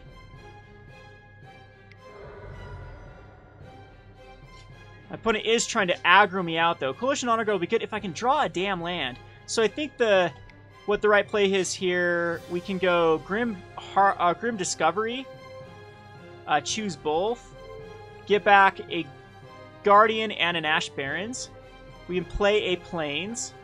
Yeah, that didn't really do much other than we can get a more relevant card out of the graveyard. Basic land cycle this for a swamp. And unfortunately have to go ahead and discard again. Maybe I should have just doomed... No, because I... Yeah, maybe that was actually better to do that. At this point, Raven's Crime's probably weak.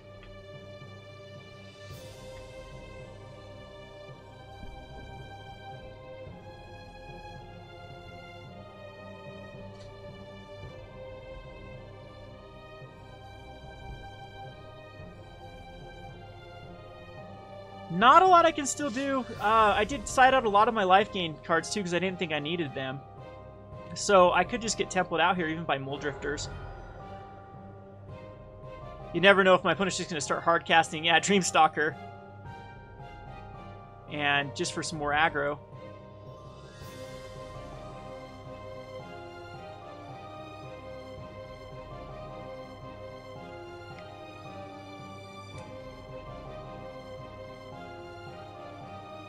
Huh. Interesting play there. This is allowing me to come back. If I could not have tapped lands, Duress can at least get something out of my opponent's hand.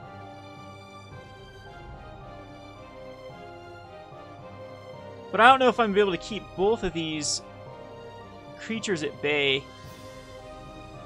I take 5, I won't even be able to Pestilence off to get where we need to be. Let's Duress and see what's in her hand, and most likely end up... Because I could go Guardian of the Guildpact and block this, but then I take 4. But then I'd have that established. If I Duress, we can most likely get out a problematic card.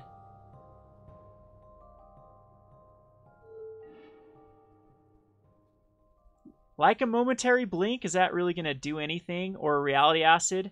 None of those really do anything now. Journey to Nowhere is probably the most problematic card. Even over the Momentary Blink.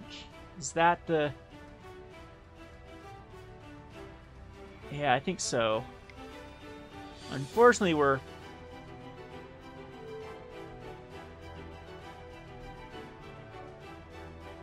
in a pickle for sure.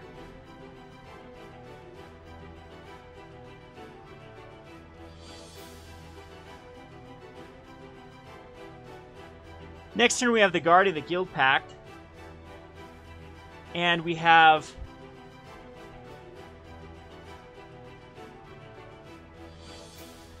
a Raven's Crime we could use.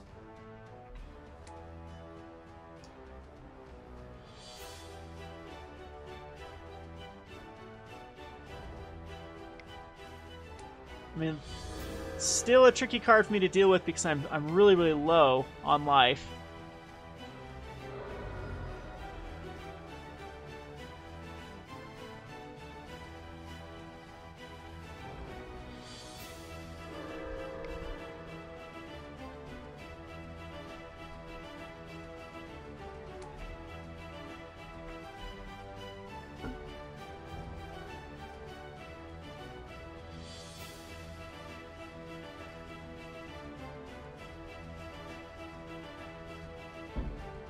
Reality Acid and a Momentary Blink. I'm surprised those aren't coming in.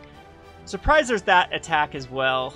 Oh, because that puts me down to a 2 next turn. So and then can I keep up the Momentary Blink and just kill me? Is what I assume.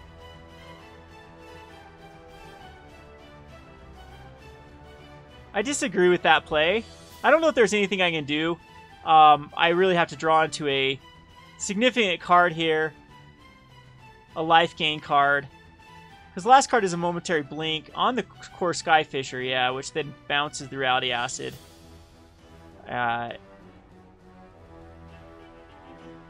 Barrens doesn't do it either.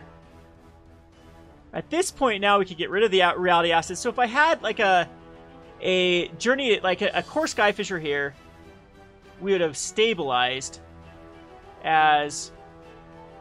There's nothing in my Pestilence, Grim Harvest. I think the Grim Discovery early was a bad route. I probably should have just established the Guardian. Yeah, Chandler's Edict wouldn't even do anything here. the Collision Honor Guard as well. And that Ash Barren was not a good draw. We needed a Doomblade. We used the Doomblade already. Pretty terrible. 1-4 with that. Again, we got some wacky matchups, and then had the blue-black control matchup right in a row. The sideboard absolutely needs some more non-creature package here. I mean, the Duresses are really good in that. I think, well, I actually like the sideboard. The Okiba-Gang Shinobi's been very awkward with me in almost every matchup because it tends to see that the removal decks do not actually take out their removal. And so this, well, I mean, what the hell are you going to attack in with? A Kor Skyfisher and then bounce it back, or a Thraben Inspector? It's made for some really awkward games. I have never really liked it. So I think in this slot here, something like even Black Cat, I think would just be a better card than the Okiba-Gang Shinobi. So that's one thing that I would change. The other thing that I like too is I think that Nihil Spellbomb works better in this list than because it doesn't mess with our graveyard, and we actually do use our graveyard. And so those are a few changes I'd make. I really like the Kor Sanctifiers. Still like the Collision Honor Guard. I think that this Aven Riftwatcher can definitely be another Guardian. This card actually does impress me. The Guardian of the Guildpact. There's a lot of matchups where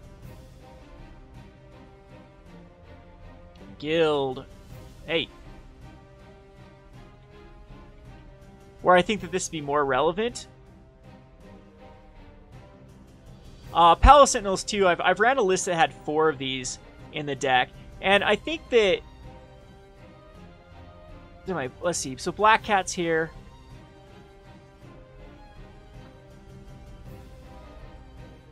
It's like a 2 of, maybe even just a 1 of Black Cat is fine. I think I do want another Doomblade type effect.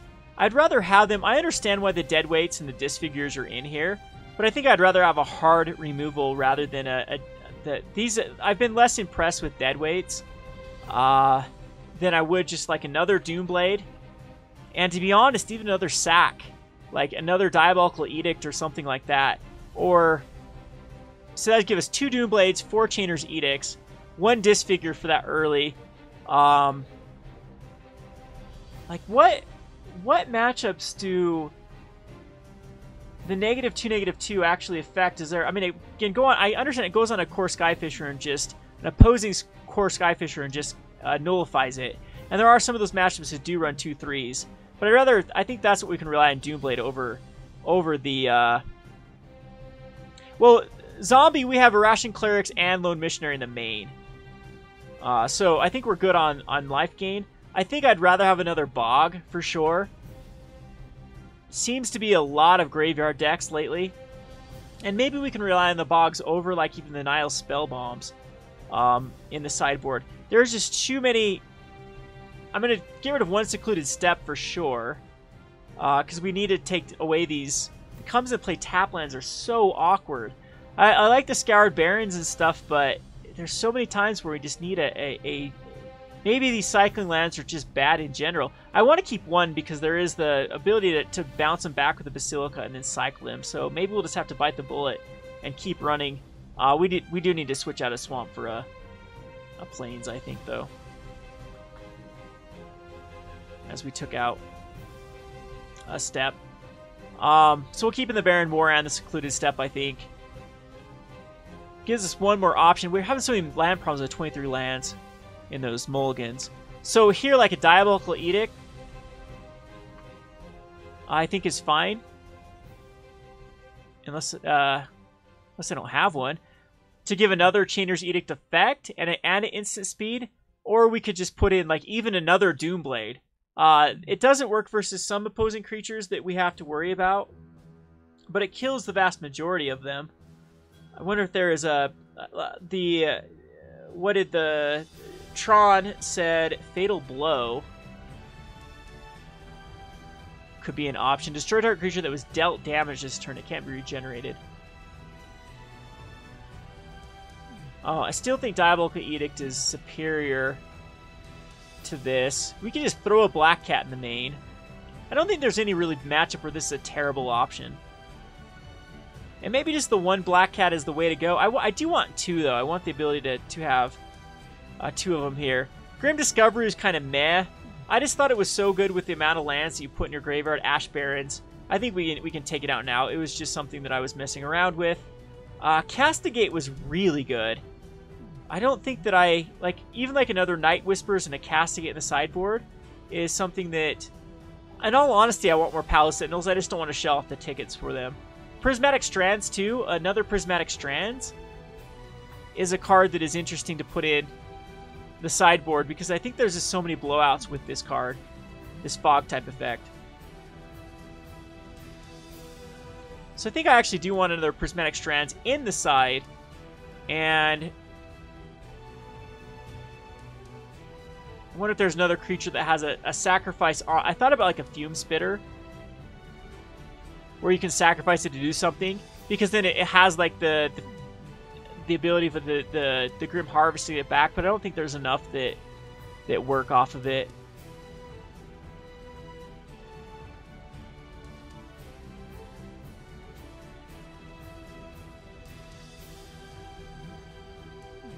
We can even put it like in a Journey to Nowhere. Just as a hard removal spell for the black decks. Yeah, I think that... Because we do need to worry about Grimog Angler, but that's where like the Chainer's Edicts are in here for. They can take care of them. Maybe I'm overthinking, and Doomblade just does enough. I wonder if Journey actually has enough. Or just like, maybe just as a... Does Banishing Light... Or not Banishing Light. What's the one that's legal? Oblivion Ring?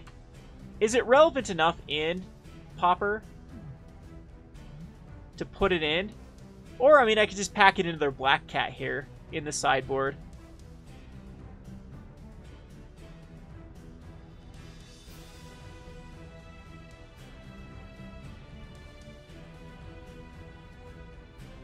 Yeah, I just didn't like the gang. Maybe I'll just put one of the gang back in. Ninjutsu. What's the ninja?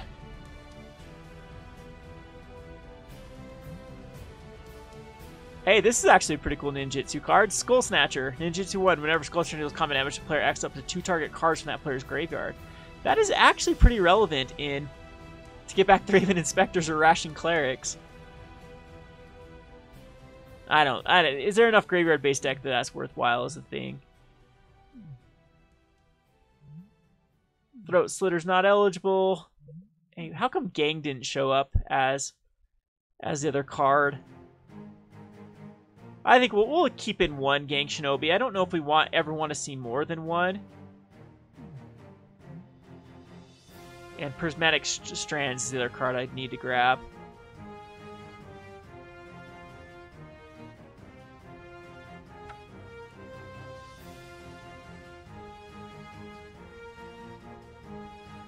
But anyway, we can rant more about good old Rudy's list right now, or his video. Just as a story or two, like we started during, well, a little bit of history of Richfield. There wasn't a game stored for like a decade here. Everyone either had to rely on getting their cards from Walmart or Kmart. And so there isn't a lot of older cards in this area to begin with.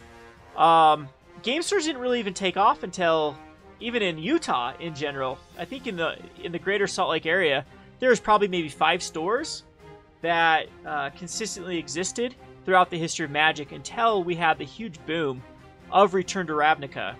Innistrad Return to Ravnica was where we started seeing stores pop up like crazy. And so just the print runs of those sets forward are so much greater that uncommons and rares of today are as common as commons during some of these Papa era. So I think that the video is very disingenuous with just, you know, how the market works. If Pauper is pulling in, just for some food for thought, I'll show you the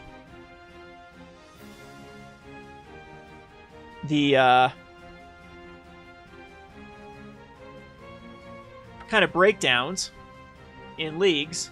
So you come over here to play lobby. So on MTGO, even sorting by players, Pauper is 900 players. Modern is 1900 players. It looks like Standard is 2000. So Pauper is half as popular as Standard and Modern at the moment, and twice as popular as Legacy, and of course Vintage and Commander 1 vs. 1 are pretty much non-existent. The prices for MTGO, why Pauper is allowed to go up in price, by Rudy's logic, this is a scam too then. This entire Pauper format is a scam. Like, a lot of these have, because these are actually super rare because they came in treasure chests, but we've had a lot of decks. Judgment was a fully released set on MTGO. I played back during this. There was a lot of cards that were in the circulation here. So, again, comparison to a rare, there on MTGO, there's a ton of Prismatic Strands. There's a ton of Nettle Sentinel. This has actually been a promo for quite some time in the treasure chest as well. Another common that's able to reach this 5-ticket price. Very, very... there's one. Lightning Bolt. This card has been printed a bazillion times on MTGO. We're talking about hundreds upon hundreds of copies. Or, I mean, hundreds of thousands of copies of Lightning Bolt in circulation. Yet the demand is now outstretching the supply. A lot to do with they just got rid of these pre-constructed decks, these theme decks, where they would just inject a lot of supply of Lightning Bolts in whenever the price of Goblin Guide got to the point where you could buy a full deck and then just, you know, sell off the Lightning Bolts. Again, the M11 was drafted like crazy. Same thing with M10. It was in Modern Masters, which was drafted like crazy on MTGO. Like, this was drafted a ton. So again, by that logic, why would a card be worth $1.50 on MTGO if there's that many in existence? And I would even make the argument that the bots do a better job of eventually, when people sell out their accounts, accumulating their entire account. And same thing with bots. Actually, sometimes bots change just quit. They end up then selling their bot or their quantities to then another bot, and it just gets funneled. Nothing really ever dies on MTGO like the way it does in cardboard. You can't spill coffee on a digital card. So that's the one thing that we're looking at with some of these older cards as well in paper, is these are so destroyed. It's hard to even find lightly played and near mint cards of Pauper. So I think the entire video is just very, very... Again, I think that he's in the bubble. He's very, very tunnel vision with the way that he operates in life is the way that everyone must operate in life. And that's something that I had to bite the bullet with during the Commander craze, is I didn't play Commander, therefore Commander was irrelevant. We're not going to invest in Commander cards, those plebs over there that play it, who cares about them? It's just never going to go up in value, and laugh at all the people buying Commander cards. Now look at Commander. It is the bread and butter of MTG Finance, with common cards like Rhystic Studies, another card that was printed in a full print run in paper as a common, is very, very tough to come by and costs about what is Rhystic Studies up to. So, again, feel free to make your own decision. Of course, I'm a little jaded because I have invested quite a bit of money into Pauper in paper. One of the things is because I do have an outlet, but this is the potential of a common, what a common can do. And by this logic, by Rudy's logic, this shouldn't exist, and it can't exist, and it won't exist as soon as people start digging through their bulk. Well, they already have for Prophecy cards, and it has outstretched the supply. And I'm pretty sure if reprints do not happen soon for the Pauper format, this also is going to happen. There's no way around it. The demand of Pauper is insane. Half the demand of Standard and Modern for an eternal format that is going to keep outstretching them. Let's just look at Modern. Let's just look at format staples, and let's go to Modern, and I'm pretty sure we can find some of these commons. There's a good common for you that's been printed a bazillion times, is now the most a Lightning Bolt has ever been worth. I mean, there are probably billions of these in circulation, and everyone's bulk boxes everywhere. This is a scam. The Lightning Bolt is $2.50. As soon as that guy in La La Land goes through his warehouse and pulls out his pallets and pallets of Lightning Bolts, this card's going to crash in value. Oh, come off yourself. Supply and demand, this is exactly how it works. There are a lot less of these in circulation compared to people putting these in decks than you would think. Lightning Bolt continually needs to be reprinted to meet that demand. And I mean, this is the most a revised Lightning Bolt has ever been worth. And Lightning Bolt just barely got a reprint not too long ago on Modern Masters 2. and is the most. Look at that. Highest price ever, $2.72 right now, today. Scam! That palette of La La Land cards is going to be opened up and flood the market back in, and everyone that ever bought a Lightning Bolt, you're gonna just kick yourself for spending $10 on a playset. Anyway, there's my rant. Let's look. I will look at a few other commonly played cards in Modern. We saw Serum Visions. This was a common that ended up going from a 5th on, many of these in stock, up to a $15 price tag. Common, $15 price tag. Again, if that was true, all the bulk bins everywhere, the bazillion copies of these, the millions upon millions of these cards would eventually circulate back in and crash the price. Nope, what happened that actually killed the price was a double printing in Modern Masters 3 and a conspiracy take the crown uncommon printing. And that did more to affect the supply than all of the $15 cards that existed out there. So, mark my words, Pauper is going to follow this trend. There's not enough people with mysterious palettes of bulk to satisfy the demand. Another good example, of course, Street Wraith. That has gone up to $9.36. It does have 2 heavy printings, one in Future Sight and one in Modern Masters. Very similar. So, yes, the Gallagher Lightning Bolt is the most played card probably in Magic. But, as we are showing, this card has been printed and printed and printed and printed. So, Revised Edition was a print to demand. They printed this for a long time. It was then also in M10, M11. It wasn't in 4th edition? I thought for sure it was in 4th edition. It's had these anthologies, Beatdown. It was in Alpha Beta Limited.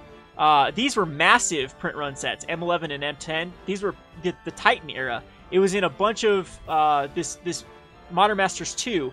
Like I said, it's got a lot of supply out there. It's not like this set or this card isn't a card that has been printed and printed and printed.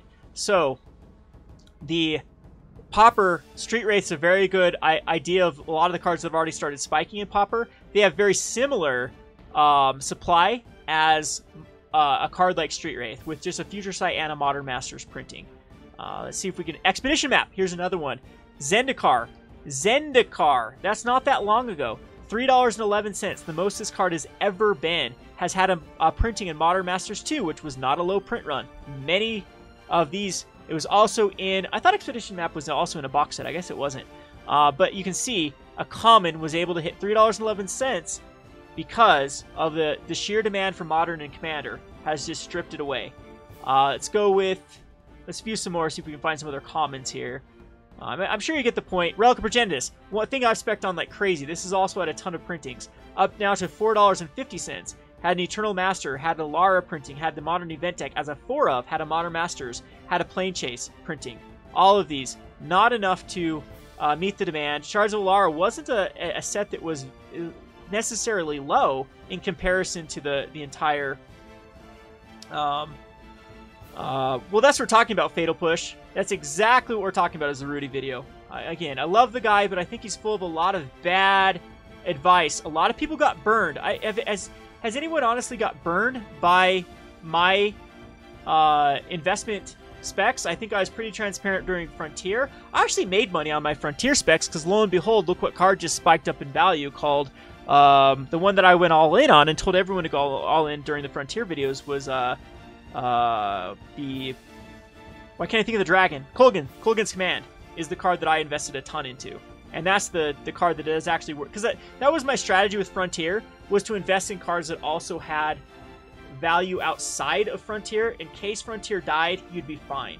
And if you'd have followed my advice, you would have made out like bandits there.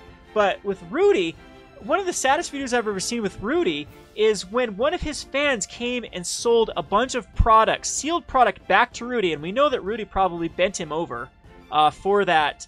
You know, if someone drove all the way to your town, they already made that trip. They already packed it up. At that point, you can easily bend them over and just say, I'll pay $40 a box. And it was like a bunch of Force of Will. Force of Will was a bad idea to begin with to invest in, which Rudy invested in. And Khans of Tarkir boxes, which was a bad investment, as stated. I just think that the value being relied on fetch lands, which also are in the Onslaught printing, as well as in the Fate Reforged, 2 per box in Fate Reforged, by the way, which also looks really, really high on the horizon because I think that people are going to continue to want fetch lands to be reprinted. and I don't think they can just keep going back to the Zendikar ones over and over and over. It's just since when Rudy did his videos, they've gone down. To make my example here, as I've got stuck on this rant, I believe that when Rudy was talking about the fetch land like crazy was during Christmas of 2 seasons ago. So not last Christmas, but the Christmas before.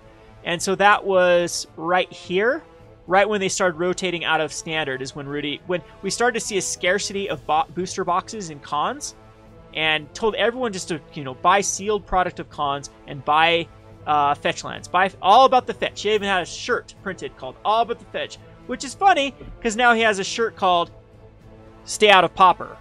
So, not very good with the shirts on predictions. It ended up collapsing pretty bad. This entire year was terrible for Modern, because Modern, this was Eldrazi Winter that happened here, and it was a very, very stale format. To me, this is a pretty horrible investment.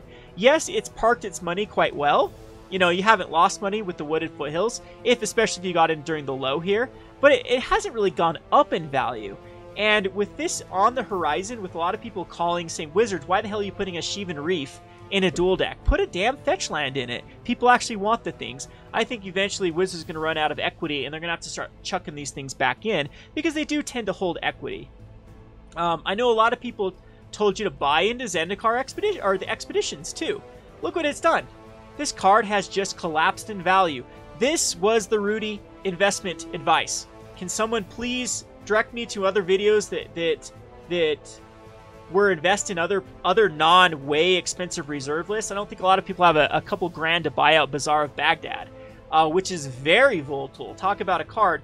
In that video, just kept saying repetitive, saying that this was a hard asset. A Black Lotus was a hard asset. Well, what if we do have a vintage crash? What if people just decide that they don't like holding on to all these Black Lotuses anymore? The appeal has taken away, that it's that market could crash. Do I think it's going to happen? Probably not, because I think that, Magic at this point has become such a pop culture thing that these huge collector items are pretty good investments. But you never know if Bazaar of Baghdad, what people have been rumored that the reserve list is just going to continue to cause a problem to where Legacy will eventually be Vintage. And Vintage sees very little play. It's a good old boys club. There aren't a lot of new people that get into Vintage, and it's going to get more and more expensive down the road, that it might be its own undoing. See prices crash just for that, or just stagnate really, really terribly for a long period of time. And like I said, I'd rather get into a buzz, rather get into the hype, than something that is pretty much stagnated or has a lot of volatility behind it. So there's my arguments for why I think the Pauper investments are still good. I think it's very unreasonable to think that the Pauper is all speculators, all hype. I'm pretty sure the views on Tulare Community College Pauper videos are basically evidence against it.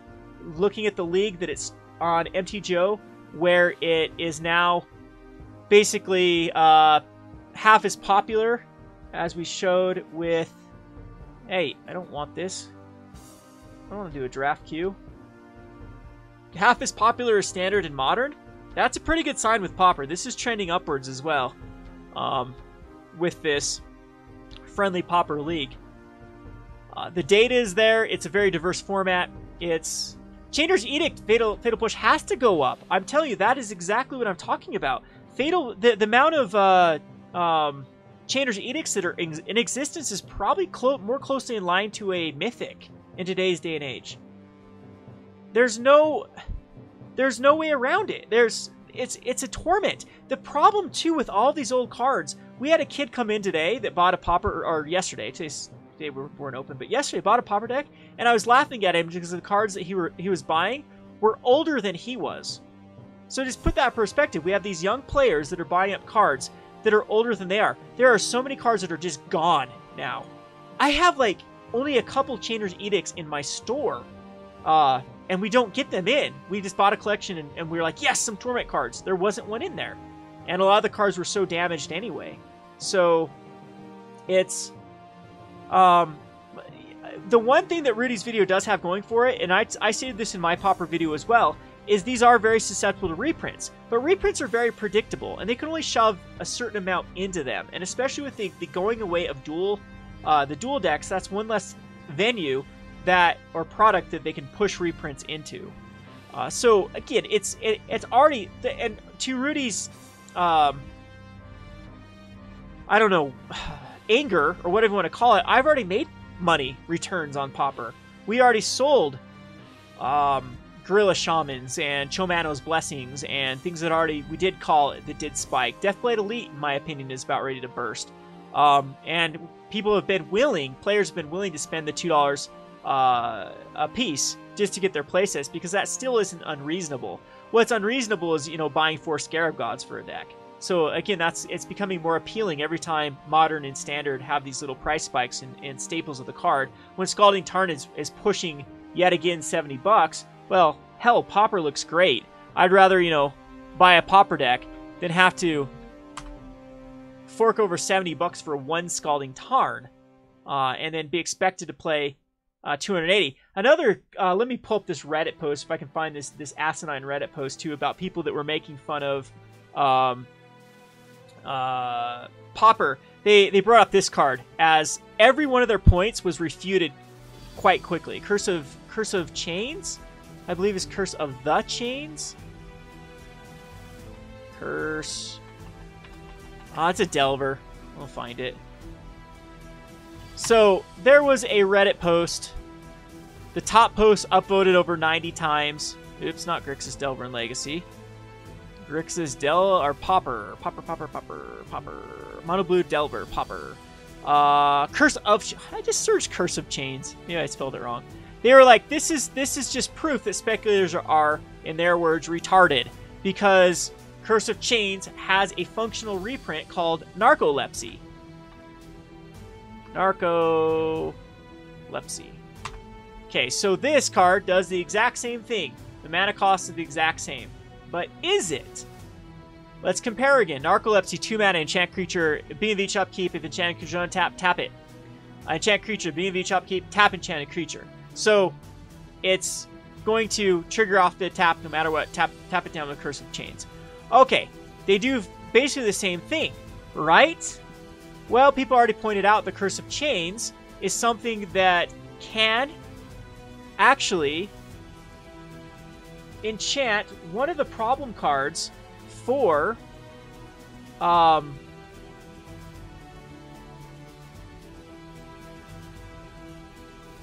is MTO trying to... Alright, so let's go back to collection. Back to... It can actually enchant this Guardian of the Guildpact, which Mono Blue Delver can have problems with, especially when there was a meta choice at one point where the decks were actually running a deck that ran Guardian of the Guildpact plus Helode's Emissary to try to tutor up the either Armadillo Cloak... It wasn't Armadillo Cloak, it was the Gift of Orzhova to throw on Guardian of the Guildpact. And once it was on, the Gift of Orzhova was on the Guardian of the Guildpact, Delver could not win. And they're like, okay, Curse of the Chains is a way that we can actually deal with it. It's our one little out to try to beat this Guardian of the Guildpact. And that's why, if there was a strictly better option, it's always going to want... What are you going to want? You want to be able to get beat by Guardian of the Guildpact? Or do you want that silver bullet that does the exact same thing that you want Curse of the Chains for? But in this very, very slight instance that you get paired up versus a deck, a Guardian of the Guildpact deck, you can actually have an out versus it. And I think there was also another reason. MTGO specifically, it's one less trigger to have to worry about because it says if it's untapped, it like puts a trigger on the stack, then taps it. Whereas I guess MTGO manages the curse better than it does Narcolepsy. So anyway, just some food for thought. Why one card is going to go up and Narcolepsy is not going to go anywhere unless people want it for a budget reason. But this is a strictly better card. The other card they brought up was Circular Logic in the Reddit post, and their analysis was completely wrong. They said that Circular Logic at one point saw play in a deck called Blue-Green Madness that hasn't seen played in years in Pauper. Well, lo and behold, this deck came out of the gates and started seeing a ton of play, and looky, a 4 of Circular Logic in one of the most hyped up decks in a long time in Pauper that did win a lot of these 7-0 to Pauper Challenge multiple times too. Like you can scroll down here and find some other tons of 5-0s, tons of 7-0 finishes with this Inside Out combo. It's a very explosive card or deck, very a fun deck if you like playing that sort of route. And Circular Logic, that is the reason for the spike. Their analysis was off about Circular Logic. People weren't just buying it because it was one of the only uncommon cards. It was buying it because it was actually a 4 of in a deck. It's also, if a Madness deck ever does, another type of Madness deck does come to fruition in Pauper, this card could explode even more. That is the reason for this. Simple supply outstretching demand. Nothing nefarious going on. This is how markets work. There's something more nefarious about a person buying up 1,000 copies of Bazaar of Baghdad and inflating the price of a card, a format that is seeing less and less and less play per... It's vintage. It's vintage. Who plays vintage today? Can anyone in this chat honestly even, like, do you know someone personally that plays vintage? Because I don't. I've been a Magic player for since Revised, and I don't know someone that actively plays vintage because it's become more obscure and more obscure and more obscure. So, sure, you know, buy out a card here. Look at what happened too. Remember this? This was a video done. This was a video done about Bazaar of Baghdad, and then went right back down in value. So I don't know if Rudy caused this price and then sold out here. This could have been all his doing. You know, cause the hype, sell it out. So what's more nefarious? Someone that will do that, or someone that... To me, it's just like, there's really nothing in it for Rudy, for Pauper, because it's not going to be worth his time to invest in Pauper. The labor, for what level he's at with the amount of money that he moves, the labor itself for Pauper is not going to be worthwhile. Unless he was to hire someone else that wanted to do it at a value. I'm sure he'll just bulk it out, or basically, yeah, just to buy list it. Now, last but not least, speaking of which, if the market wasn't there, then why the hell is Card Kingdom offering such a good spread? Like, of course, this is going to recover, because if we go over to Card Kingdom, I'm pretty sure they're sold out. Yep, sold out of Curse of Chains, so they're going to increase their buy list to offer a better buy list here. But a lot of these cards, you can already see, we'll go to Chainer's Edict since that's been talked about in chat. With the Chainer's Edict, this card already has a substantial buy list from Card Kingdom. Is Card Kingdom all of a sudden just stupid? Didn't they not know their market? Are they not selling cards, you know, hand over fist? Are they probably not selling cards to multiple people to realize, hey, wait, we're selling these in 4-ofs quite consistently to multiple people. There is demand here, and we can't eat up the supply quick enough. I'm sure we can go over here to, like, the Star City Games and pull up this card as well, and they're not going to have any in stock either. See, the funny thing about Pauper is it kind of took even Star City Games by surprise. The most ridiculous thing ever is Channel Fireball was like the ones that were like, hey, we're going to do some side events.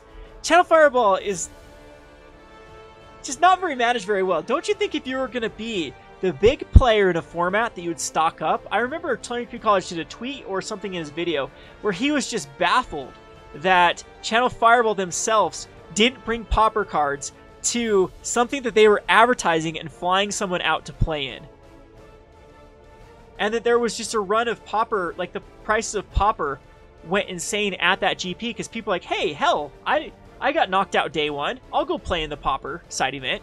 Oh, I'm going to go buy a Pauper deck. Shouldn't be that hard. And no one had Pauper cards. And the few vendors that did, of course, jacked the prices up and made a killing. So, and I'm sure a lot of the vendors there started like trying to eat up all the Pauper cards in existence that people were willing to sell to them. This is legit supply and demand. This is people, this is companies like Star City Games, like Cool Stuff, like Card Kingdom, like Abu Games that are all sold out of these particular cards. So where are these mysterious warehouses full of bulk cards? Please tell me, because I will offer them better bulk rate for their bulk. I should probably hook up my camera. We need to get the camera hooked up to Wi-Fi. I'll show you what bulk looks like. It's the corner of my store that's about ready to collapse in on itself. Of cards that are completely useless. It's draft trash. It's stuff that has no ability to see play in any constructed format that is considered bulk. Bulk is not cards that see play in vintage, like the Blue Elemental Blast, or the Pyroblast, or the Hydroblast. These cards actually had value. That's why I like to... that's why they reprinted in Eternal Masters, by the way. It's because they had value back even before Pauper was a thing, around this 30-cent. Whenever a common, especially in my age, is like a 30-cent card, that means it sees play somewhere. And lo and behold, it sees play in Legacy. And I believe it has seen play in Vintage at one point. I think Pyroblast is the one, if there is any one that... I mean, these have run these Hydroblasts, Pyroblasts in the sideboard of Legacy for a long time. I believe they crept up... was that the Eternal Masters printing? Yeah, this was creeping up before Pauper was a thing. Right here. So, to be honest, that's a lot of Pauper cards. If we look at the format staples, too, Pauper's is a no-joke format. Preordained, sees play elsewhere, tons of commander decks, even before Pauper was becoming a trend. So, where you know Pauper started getting a trend is right here, is Oath of Gatewatch. This is when Pauper started taking off. Okay? Before that, look at Preordained's trajectory. It was going up regardless of this Pauper. It was never... This was a common that held 50 cents. Got up to $1 just from Commander and the random Legacy decks that were, you know, and Vintage decks that were stripping the supply here. Okay, now this... Look at what Pauper's done. Every other format, Pauper. Okay? Let's go back to even Counterspell. Counterspell is starting to see movement. This one's a bad one because people hate the art and the white border. But you start to see some of these other Counterspell type cards. It's starting to see some movement. Flatlined out, there's still a lot of these in existence. I mean, there's tons and tons of Counterspells. It's going to take a long while before this gets outstretched. But it's definitely on that trajectory. Ponder, this has been printed multiple times. Lorwyn, huge block. M10, huge set. M12, huge set. Looky, looky, looky. It's been going up this nice. Buyouts are you see these big, sharp increases. You don't see this lovely little slowly going up in value over time. So is everyone that just owns bulk too stupid to pick out bulk and too stupid to already sell playsets that has been going on for years, that they just threw them to people in warehouses? I know a few local game stores that don't give a crap about their bulk, but usually they sell like commons for 15 cents a piece anyway, so that's how they break even, is just that if someone finds a Ponder in there, cool.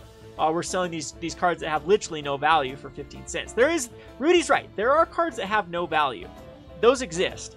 Those are your 2-3 for 3 mana that every draft set has just as a filler. They might as well like wallpaper your entire house with them. You know, start a campfire with them. They're never going to have any value because there's no point to them. Cards in Pauper have point. They will always have point. Another double printing is a common. This card is starting to go through the roof with demand. Started in Oath of the Gatewatch, has more than doubled in value. This trajectory continues, it will continue to do so. You don't have to look far to see what a common can do. Going back to Modern and Commander, how quickly they can strip the supply and demand will increase the value. Vapor Snag was a card in Standard that got worth a lot of money. All the way up. So you can see what even that can do. But anyway. Bone Splinters. I could actually put Bone Splinters in the deck that I was showing. Bone Splinter sees some play. It's Sorcery Speed, I think. Isn't Bone Splinters Sorcery Speed?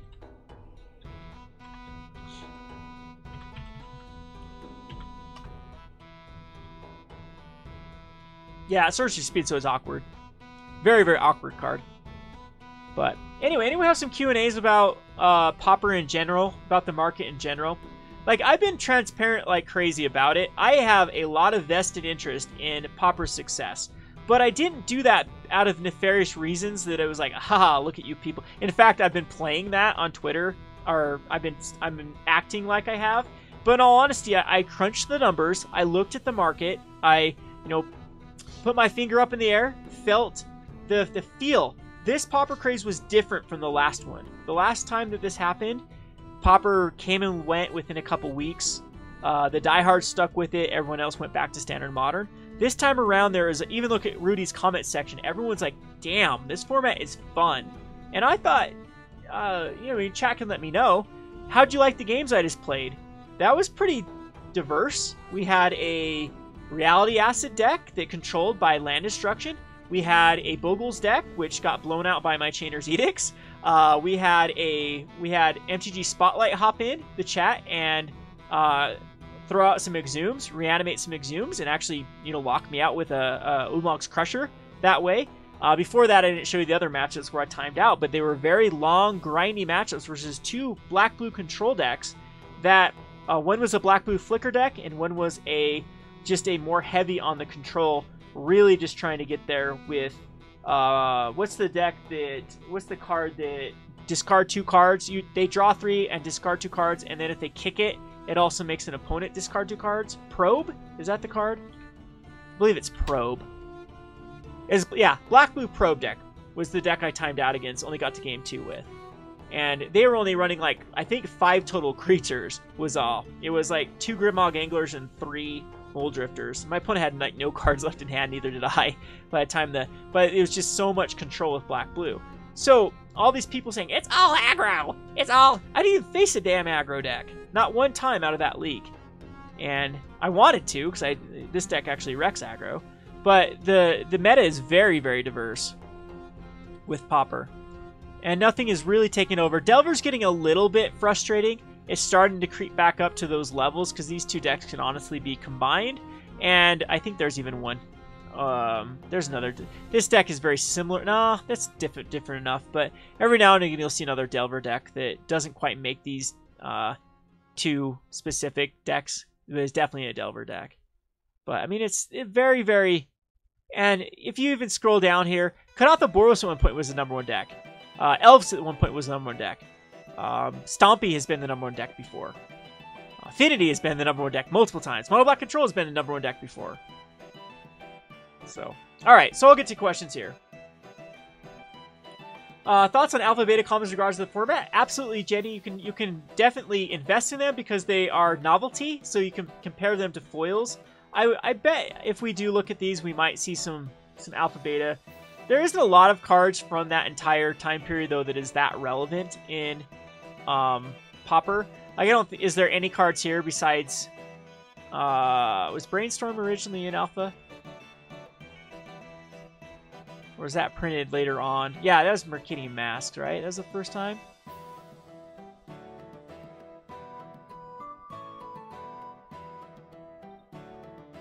I'm trying to think of cards that... There's just not a lot of them at all that existed. Counterspell, I wonder if we see a price movement with Counterspell with the Alpha. I mean, they're already way expensive to begin with. A lot of these cards were already expensive. But lo and behold, look at that. Look at when Counterspell started going up in value. Pauper, right there. Alpha Counterspell was just about a $65 card. And now, I mean... What kind of TCG player? $90. So it's gone up in value since then. Not a lot of copies left in. Damage, heavy played, moderately played, lightly played. Very, very few out there for Alpha Beta. So they're novelty items. They could definitely go up in value. If you can identify a lot of Alpha cards that do see play, we could go over to Format Stables here to see if there's any that really stick out. So Counterspell, these are both Ice Age, so...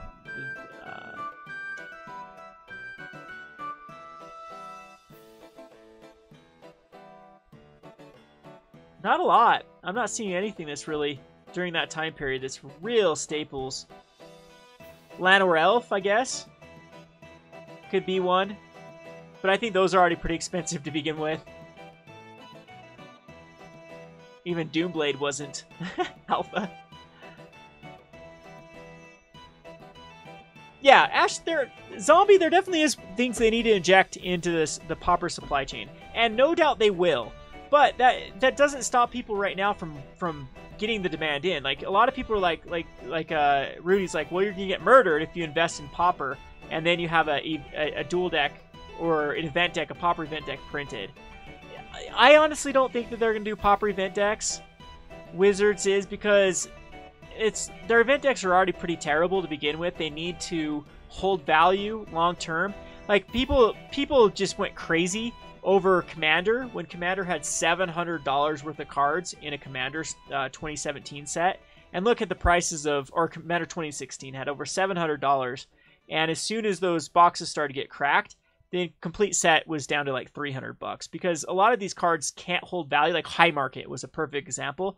It was just expensive because it had low quantities out there. If they do like event decks, that could have the same problem. And I don't know if it'll affect the market too much too, because even an event deck is going to be tough to pack in the value to make it so people are like that intrigued to buy it rather than buy like, oh, I just need 4 Chomano's Blessing to make mono white heroic. Otherwise, the rest of the deck is very easy to get pieces of. So event decks will get to the point that they'll be feasible when we get $150 Pauper decks, in my opinion. And unfortunately, though, it's going to be what I'm starting to make Pauper decks. I'm going to sell them on my website. So if you are interested in a Pauper deck, we're going to have them up at Rogue Deck Builder, and just prepackage them with sleeves and stuff and sell them for a discounted price. But what we're starting to come across is we're getting very what's the word I'm looking for when it gets bottlenecked. We're getting bottlenecked in certain cards, like the Chainer's Edict, for example, is a card that we just need a lot more of compared to... So, like, for example, building mono-black control decks, I got a bazillion Grey Merchant of Asphodels, I got a bazillion Phyrexian Ragers, got a bazillion of all these other cards, and then we're just stuck with the Chainer's Edicts. Even a 2 of in this deck, we're just stuck there with how many decks we can build based upon the Chainer's Edict. So I think it makes it's more smart for Wizards to try to inject those supply instead of mirroring them in a Pauper event deck, saying, hey, we're just going to print this deck as an event deck. They want to throw Chainer's Edict in something else, like a Master set, to give some sort of value. This could definitely be in Masters 25. I think Flashback is going to have a theme in Masters 25. Masters 25 is an interesting little set. I think Mono Black is actually going to be a theme with the Phyrexian Obliterator. As I think green is going to go ramp, black is going to go black ramp through Devotion with Cobble Coffers, possibly Nykthos Shrine of Nyx, and Urborg Tomb of Yawgmoth. I think that'd be a very, very good route for Wizards to go for black to ramp and green to ramp, and maybe even give black-green ramp-ish cards with them. And then I'm assuming they're going to go white-red artifact strategy like they usually do. Blue is going to be more spell-oriented with Jace the Mind Sculptor. But I think there's some pretty clear signals right now. We still don't know what that other printing is. It looks like Steel Overseer to me. If you compare the arts, it's kind of got the body of the Steel Overseer, but it's got like the Platinum Imperium spikes. I don't think it's Blightsteel Colossus, and I don't think it's Darksteel Colossus for the printing on it. It's between Steel Overseer and the Platinum Imperium, I would assume. Maybe Sundering Titan is eligible for that. All right, so let me get back to your questions. Try to at me. I'm going to get back to your questions I missed. The Baldivan Trading Post is Blood Sun. We spec'd into it just because Baldivan Trading Post is on the reserve list. It can't be reprinted. Eventually, the cards down the road is going to be just for collector's sake. It's going to be worth money. Blood Sun was interesting, though. You never know if it was going to hit, and that, or just the hype itself was going to spike the card. We already saw the trends with Lotus Veil and with the Scorched Ruins, and the next best candidate was Baldivan Trading Post. But when we were even looking at it, we're like, yeah, it probably is too weak. But it's kind of cool, though. You never know how many commander decks are going to try to make it viable, and it'll just little by little outstretch that supply. Do I think Pauper is reasonable for the current price spikes of Alpha, Llanowar, or else? I didn't check Llanowar else. That does see Legacy Elves, though, doesn't it? But a lot of people, there's a lot of options for...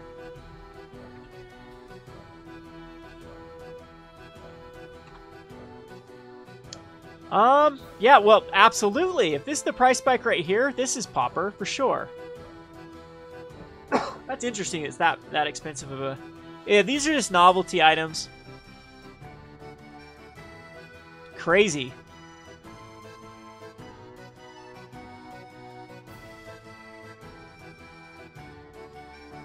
So yeah, if anyone doesn't like their Pauper specs, you can always sell them to me on Cardsphere. Once I get some money back in Cardsphere. Right now, though, the whole thing is like I play the waiting game. I buy deals. I don't try to push myself into investments that I don't think are going to pan off. I'm not buying Pauper cards. I'm not buying Chomano's Blessings at $3 a piece. I bought Chomano's Blessings a long time ago at 15 cents a piece. Same thing with Flaring Pains. Same things with Gorilla Shamans. Same things with Holy Lights that I've been buying. Birdsglore Rangers. I didn't buy in on them after they went up in value. I bought them, lower end. And so if they do crash down in price, I have a store. Eventually, I'll have enough Pauper players that are going to at least get my money back. There is very little risk for me to be investing in Pauper at the moment. The biggest risk, of course, would just be a massive reprint. And I think that I'm going to be able to get out of Pauper before that's going to happen. So, all right. So let me get back to it. So,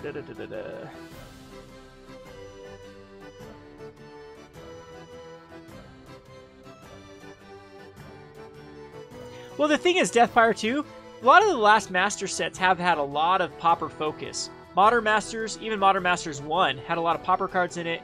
Modern Masters 2 had a ton of them. Eternal Masters invented an entire deck with the Elves. And Iconic Masters had quite a few Pauper cards in it as well. I don't think that Pauper's been a big mystery to Wizards for quite some time. They've had some enthusiasts in their ranks.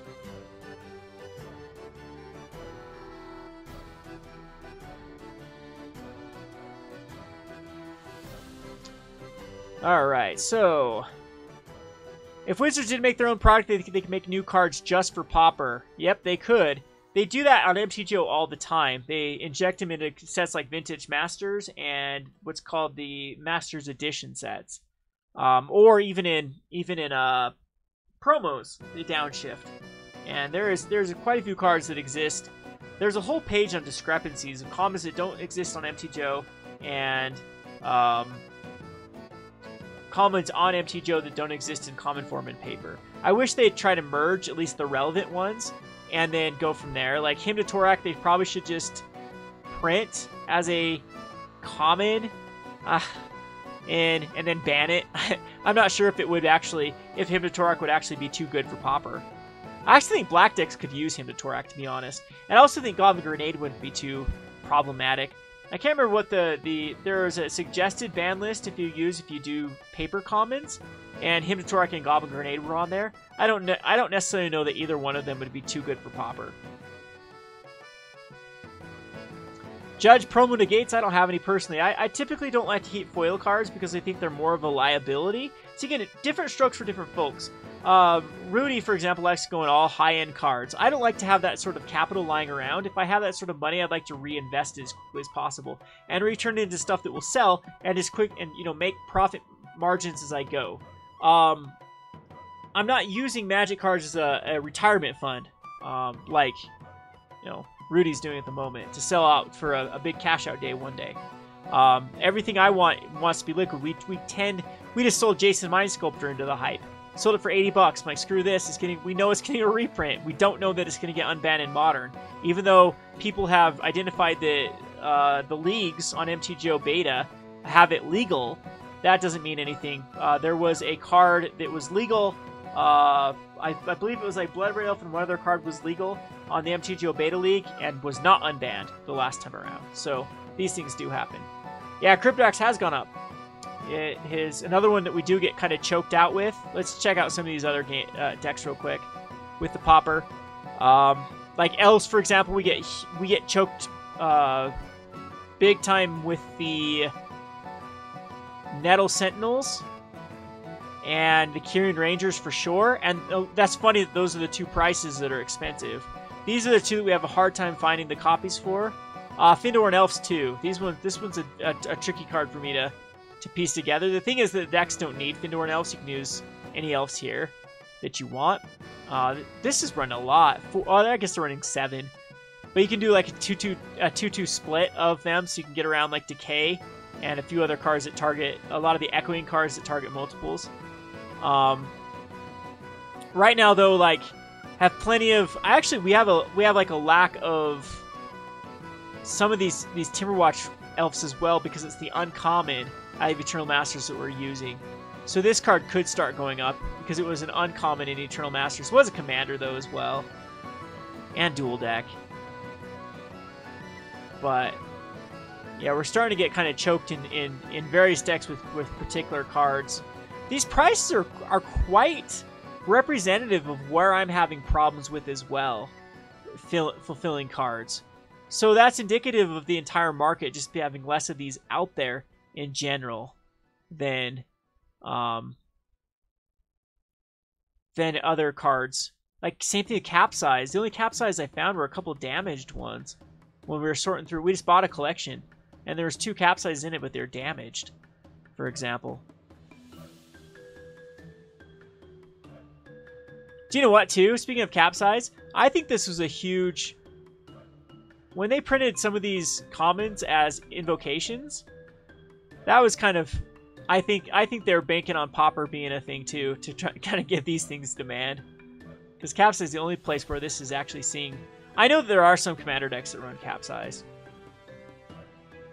Well, the damage was pretty bad, Death Pyre. It was like urinated on or something. We couldn't figure out what was wrong with some of these cards. They were so water damaged. Of course, it happens to be like Chomano's Blessing was one of them, and Capsize another. I'm like, oh, come on. But we bought a whole collection for 35 bulk, Rudy, bulk for $35, and we found so many expensive cards because there are also some weird cards. The price of not price of progress, price of glory. There was a couple of these in the bulk that we found. Did you guys know that this was a $5 uncommon? This bulk nonsense, $5 uncommon. Yeah, all those pallets on the warehouses. Why aren't they picking through this stuff? Commanders just outstretched this like crazy. I love playing this Price of Glory, and I play it in Itali. It's a new addition to my Itali deck because I'm sick of people actually like terminating or countering my Itali. So if they want to do that, at least they have to destroy their damn lands in the process.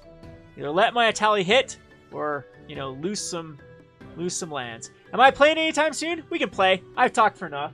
I think I'm just gonna hurry and do a draft. I don't know. No, I don't have time to draft. We'll play some Pauper games with the deck I've been working on. Let's see if the changes actually were good. Let's go ahead and update this. I don't know if I want to commit to another league.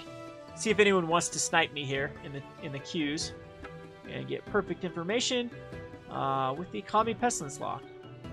There we go, Gage. I'm playing in a 2-man queue and losing money. Oh, exactly. And again, yeah, if you have tons of huge boxes in garage, my friends, I know for a fact that my friends I used to practice with during New Phyrexia, we were all like trying to get good right when I got back in. They went through so many boxes of drafting New Phyrexia, and I'm sure they had like Gitaxian. When Gitaxian probes hit like $4 a piece, I'm like, I need to find his contact information because I know he quit Magic. Probably had hundreds of Gitaxian probes. Alrighty, we can keep this hand. It's kind of risky, but we have a lot of bounce lands. We can see if we like this. This is going to be a good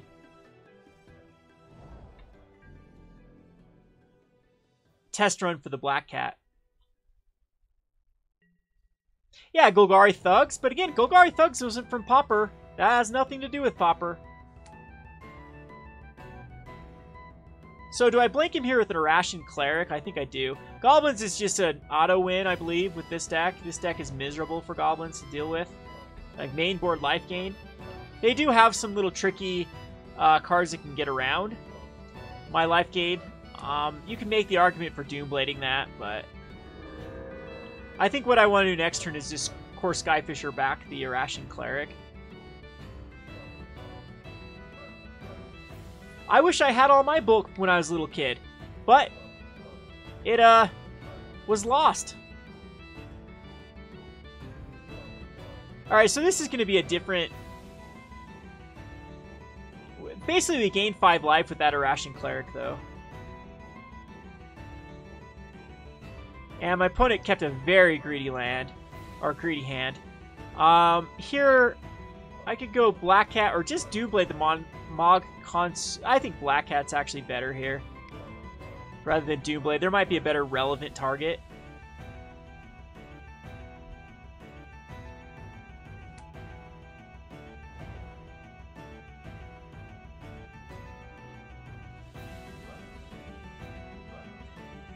Well, one of the times, like, speaking of draft or trash, I used to draft Modern Masters 1? Is that the one with Street Wraith? There was not 90. I had like just from drafting, though, I had like 30 or so Street Race in my MGO account. Looked one day and it was worth... they were worth like 6 tickets a piece, the Street Race. And I'm like, woohoo! And unloaded them all. And again, that was a common that used to be drafted a ton.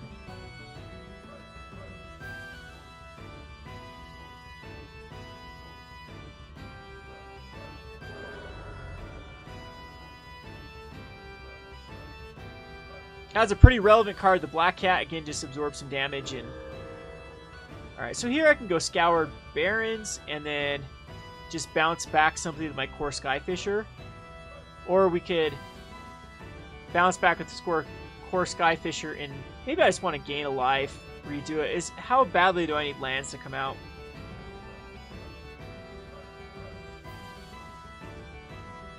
I think this is what we're going to do. So I'm not hurting on lands. I think the 1 life is more relevant versus this Goblin deck. The good news is my opponent hasn't hit a land. The bad news is my opponent hasn't hit a land, so there's a lot of relevant cards. And just going to scoop it up. Alright, so here, the Honor Guards are okay. The Prismatic Strands are actually pretty good. We don't want like Duress or Castigates or Kor Sanctifiers or Coalition Honor Guard. The Honor Guard's alright again to protect some of our creatures, but nothing here needs to be that protected. The other Black Cat can definitely come in. Angelic Purge is bad. It's just too low. And then the Palace Sentinels are also kind of meh. I think a Black Cat's superior to a Palace Sentinels, to be honest. Everything else is fine. Pestilence, Arashin Clerics, Kami False Hope, Thraben Inspector are all good. So we have to make the... Yeah, Black Cat, Palace Sentinels, Black Cat, Palace Sentinels, probably Palace Sentinels. Because once we get to the point, we could have a way to draw some cards. Expedition Map's another one too that I remember when we used to draft Zendikar. It was a card that there was just so many of them. But again, that is how much the demand for Modern. So if it can happen in Modern, why the hell can't it happen to Pauper? Can someone explain to me why that Pauper is immune to demand? And Expedition Map is very recent, by the way.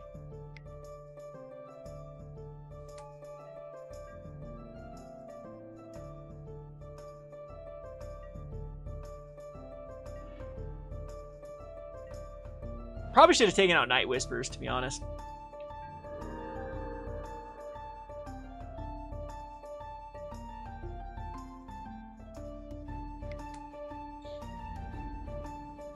We might actually, this one might actually get us.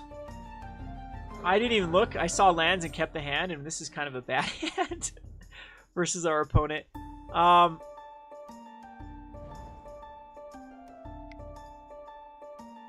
First, we can go the Kor Skyfisher. Unfortunately, we have to return back a land at this point. Everything comes into play tapped after this, so just go to the plains and replay the plains. If we get bolted, we get bolted. Yeah, this is a bad hand for me to keep.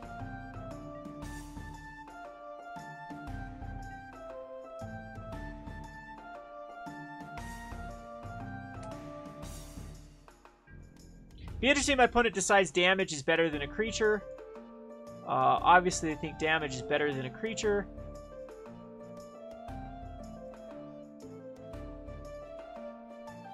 Gut Shot. Mutagenic Growth. Okay, damage is not better than a creature. So there is Mutagenic Growth. Still a card for a card, though. Other we had to drop back a Kor Skyfisher for that. So Disfigure is actually pretty good here. We can play, comes into play tap land. Rather than go and then disfigure one of these. I think that's acceptable.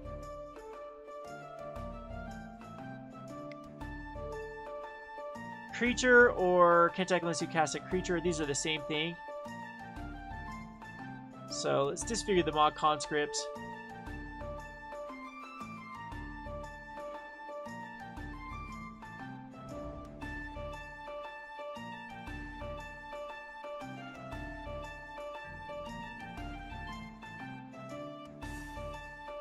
Not sure that's even the right play either.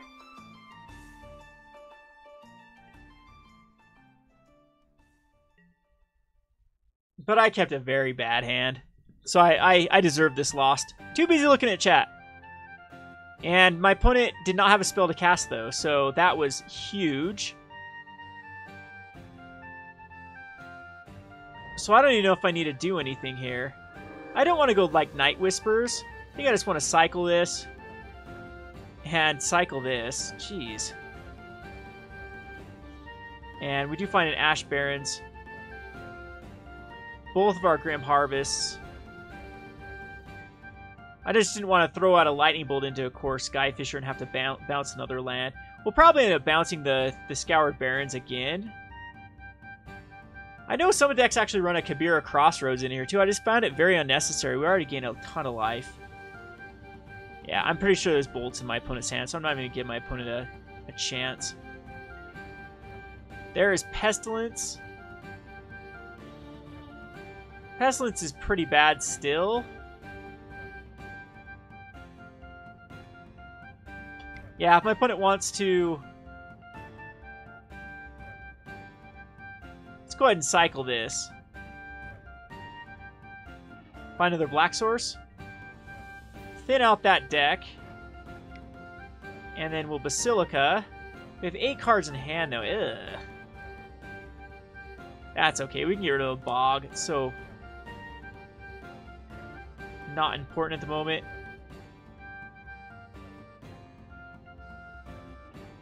Oh, no, we can replay. Yeah, that's why I did it that way. And I'm pretty sure this gets bolted. No! Wow. Does Goblins, like, run 1 land or something? There's the bolt, but still, it's not a creature spell. So these Goblins are just doing nothing. And now we can Grim Harvest back. Thraben Inspector is actually really good here, too.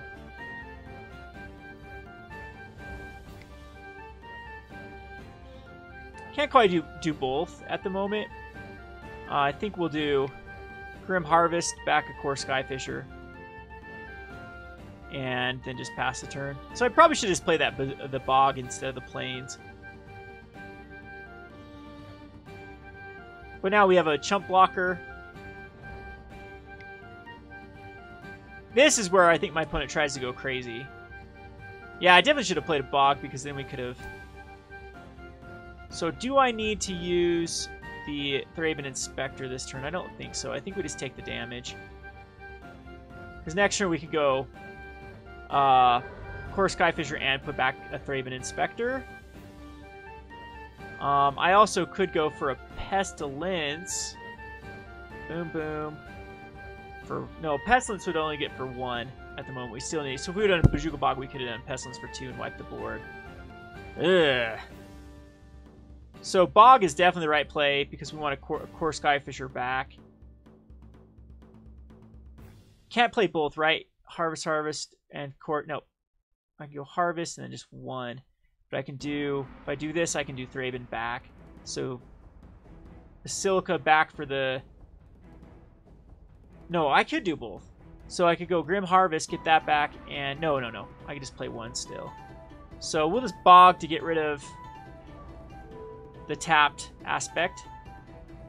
Now, I could have also gone Kor Skyfisher and played as a Barrens, but I think that's the wrong play.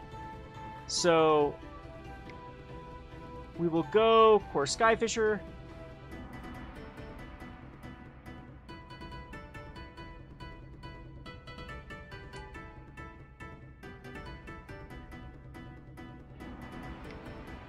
And recast. Still in not the greatest shape, because I can take a lot of damage.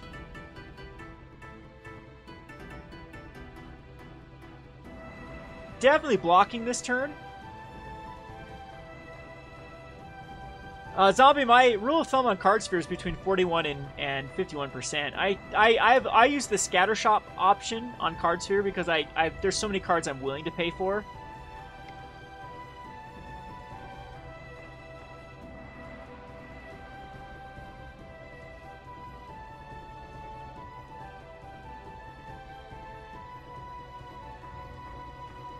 See, the Theros cards are going to take forever to tick up, because that's the glory years of Magic. Those are the ones that are...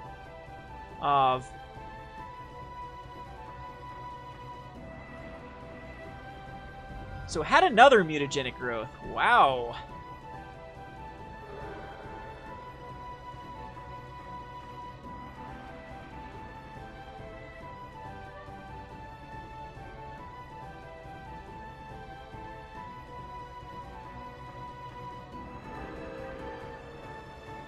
Alright, so we're just gonna rid ourselves of the Pestilence here.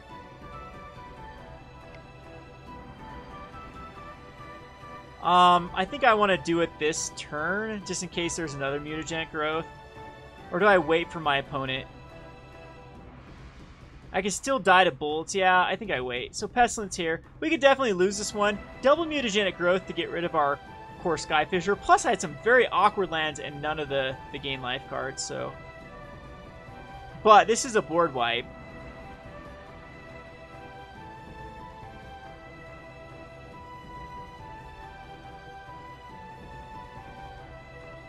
And my opponent did use a bolt, right? Do they run like the Makas in here?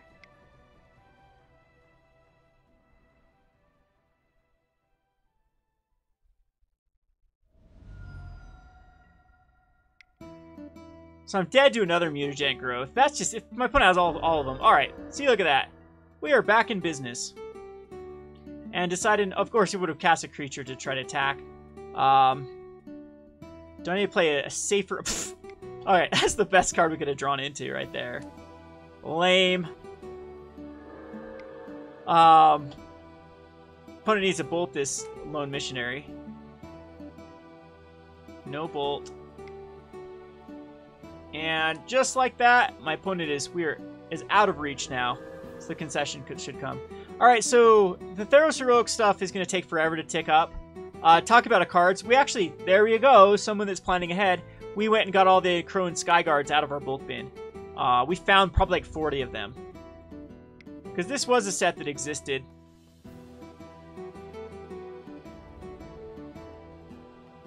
During when we had cards. Did you just draw the mutagenic growth? That is terrible luck. If we would have had it last turn, that would have been a blowout.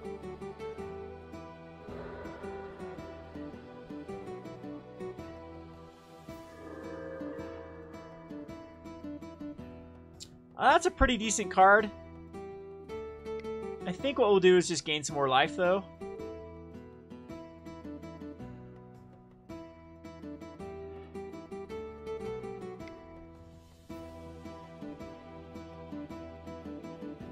Whoops, should have attacked first, but I don't care. Alright, we just need to gain life for this deck.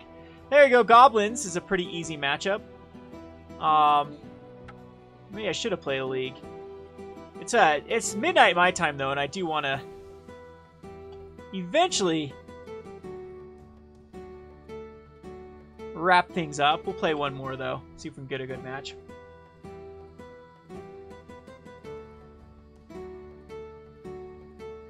Also, Deathfire, one thing about Heroic, too, there's so many options. If a card does become pricey, there are some sweet options that I don't know why. They're not running like God's Willing, which I think is reasonable over Emerge Unscathed. This also just got a reprint. There's a card called Shelter. The target creature gains a protection from a color until end of turn and then draw a card. There are a lot of like definite routes to go. Speaking of Mono White Heroic, it's the first deck that I am actually working on. I can show you. For a deck tech. So just started downloading all the images for it. But that is the first deck we'll probably be selling on Rogue Deckbuilder is the Heroic, just because it's the one I've got. I bought out Chomano's Blessings and Deathblade Elites and Holy Light, so I own a lot of these in anticipation for them being very, very hard to find in the marketplace. And so we're going to put together some package decks for people that are interested in Heroic. But the rest of the pieces are quite easy to pick up. However, like cards like Ethereal Armor and Hyena Umbrum and Ethereal Armor just won a Grand Prix. Just barely today. So I think Modern is going to start outstretching these. But Emerge Unscathed is out of reprint. Secluded Steppe gets reprinted in every Commander set. But this is the Crone Skyguard. Maybe I should pull them up while I'm... Oh, I got a game going.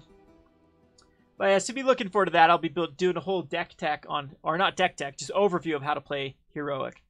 Alright, so like play first, we have a deck that or a hand that is reasonable, I would say. Yeah, this is reasonable.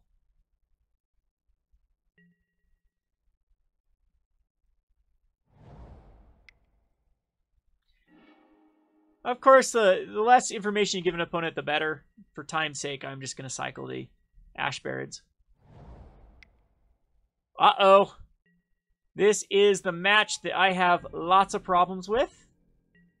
So I don't know if it's actually better to establish.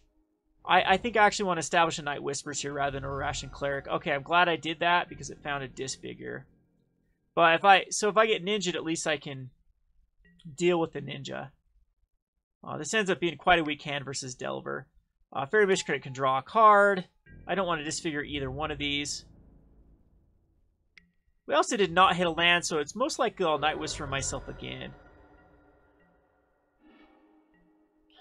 Yeah. I want to hit a land here.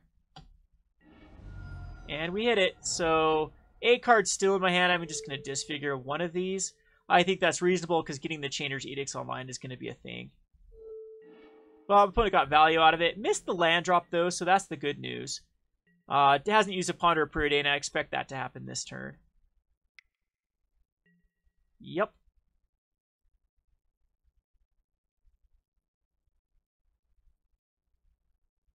Palace Sentinels kind of can't really run on the Palace Sentinels. I do Blade of Fairy Miscreant.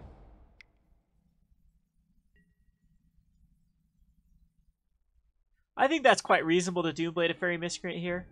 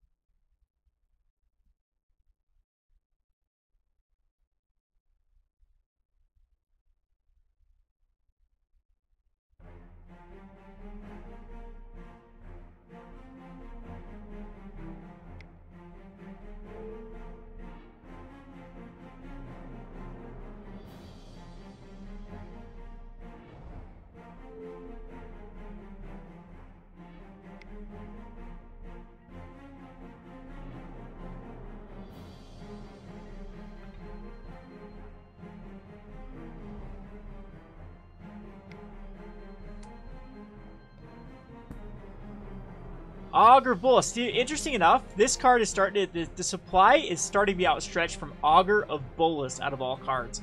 This is slowly ticking up. These were cards I was picking up at GPs because people were throwing them away. Rares and mythics do not get thrown away. Commons do get thrown away. Ooh, Gataxic Probe in a Delver list. Excuse me.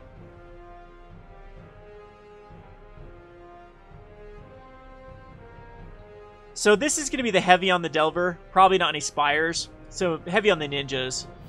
I'm not expecting a Spire. With Fairies and Augur of Bolus's. Sometimes you'll see that. Ooh, that was a good one to hit. Yeah, my opponent just got unlucky with me hitting the Pestilence right now. Well, let's see here. Oh, absolutely. I could go for the Palace Sentinels, though.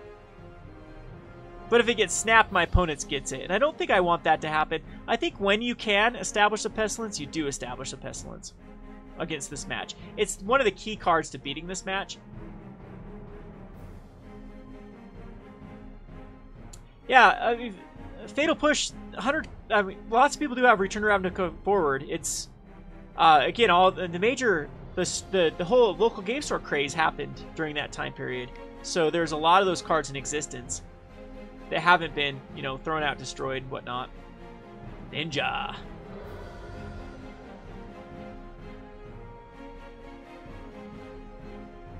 See if it throws back the Augur. Kind of an awkward card for the Augur. What did the Augur actually grab? A Probe? Okay, that makes it quite easy for the play that I'm going to go. And Arashin Cleric can probably just hold up the mana to get rid of the Ninja. Finds a Preordain. We are sitting pretty with Delver. Now, Delver is a tough match, but it's not unbeatable. This deck, though, is made to prey on the decks that beat Delver. Delver struggled against Burn, Stompy, Affinity, and Elves are the tough matchups for Burn. So we're just going to probably just establish a Cleric here rather than a Palace Sentinels.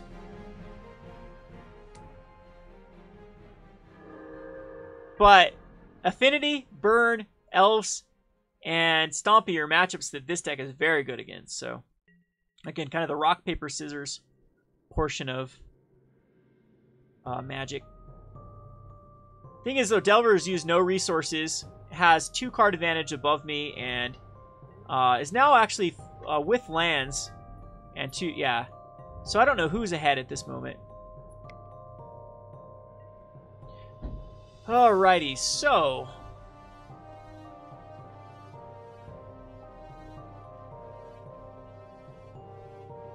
I don't want to lose my Arashin Cleric here. I'm just going to go to no blocks. And I should be able to act last, I believe.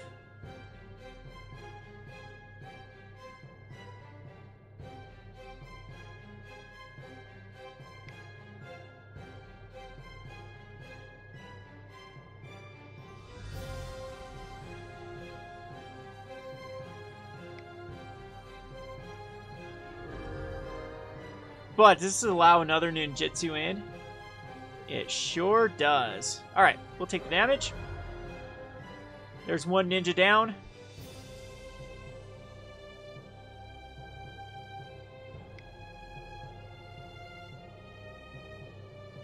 What kind of card would help out Soul Sisters in the future? For what? Modern Richard or for Pauper? I'm wanting a Johnny's Primate to get downshifted or Kavu Climber to get downshifted. And then I think we have a good Soul Sisters brew for Pauper.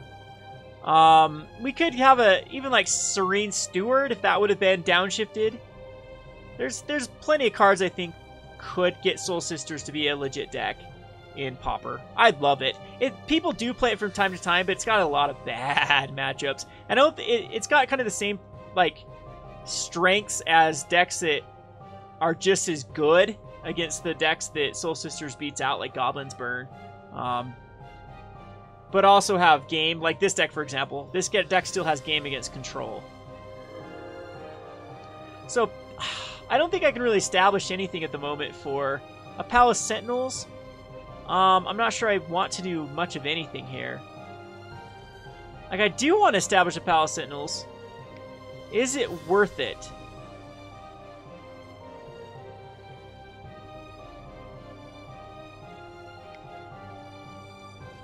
I'm gonna give it a go. Because if we get a Fairy flashed in, and then Fairy flashed in actually won't even be a problem. This will probably get counterspelled.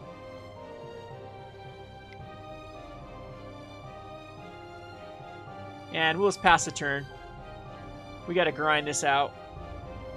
Sideboard MTG, I'm loving the Pauper format. It is a very interactive format.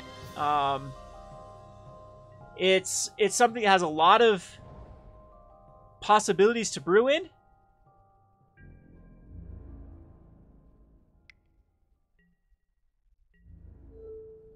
No point not to block here.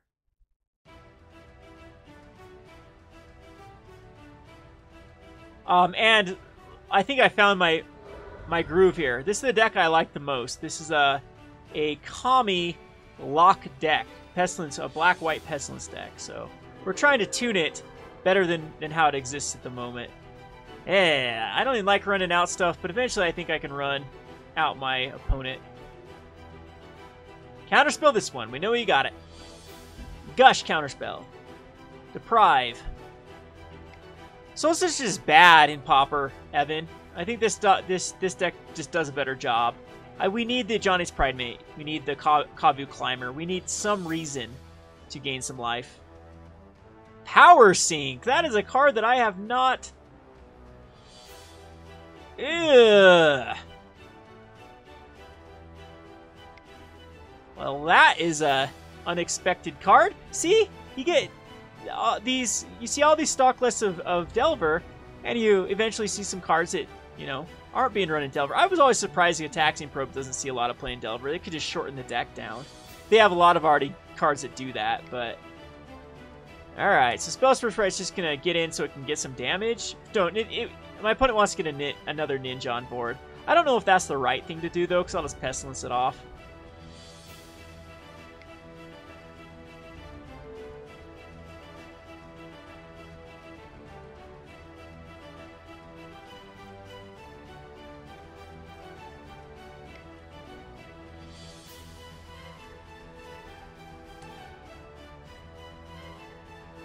Alright, so note to self, don't ever cast anything and let my opponent just start discarding cards for Delver. Annoying. Okay, so we need to keep up. I want to hit a land here for sure.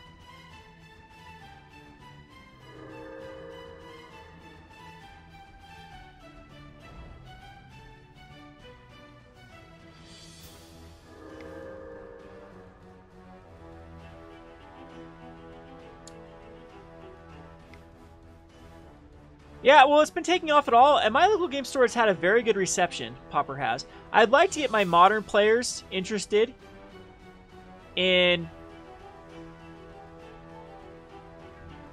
the format, because I think they'd enjoy it if they could just get over themselves. Unfortunately, a lot of my modern players, I think they are kind of like the legacy of our area.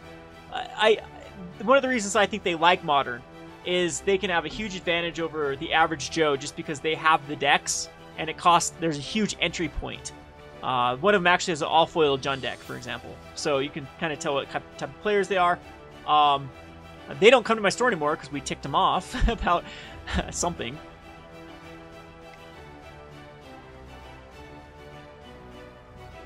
We'll go to blocks again and not block.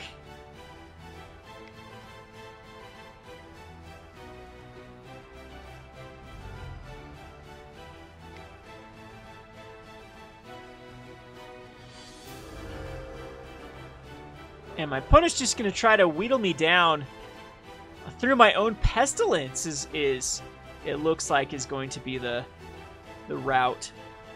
So I might need to adjust to that.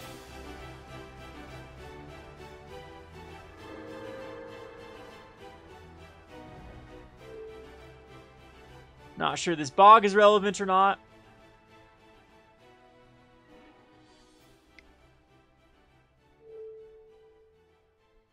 So let's make a move for our Arashin Cleric. And at this point, we will cast it, leaving up 2 mana.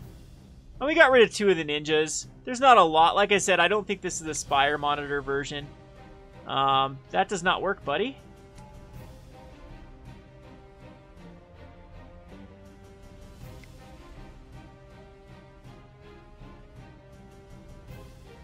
Trigger on the stack. Sorry, my friend. That is not how magic works.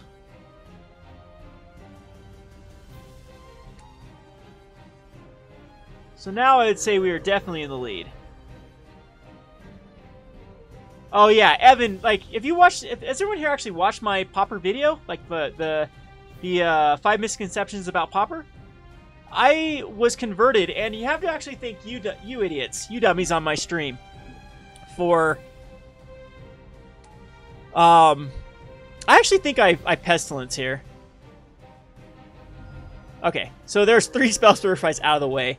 I did not like Pauper, and so many of you on stream kept telling me, play Pauper, play Pauper, play Pauper, play Pauper, and I did need to be that incentivized that when Channel Fireball said, hey, we're going to have Pauper, that I was going to learn it just for the sake of learning what cards are good, so I'd know what to speculate in. Because you can do it blindly by just taking, like, the metagame, but I think you do need to know for yourself to get ahead of trends. One of the reasons why I'm pretty good at picking up on, card prices or spikes is because I'm in the action.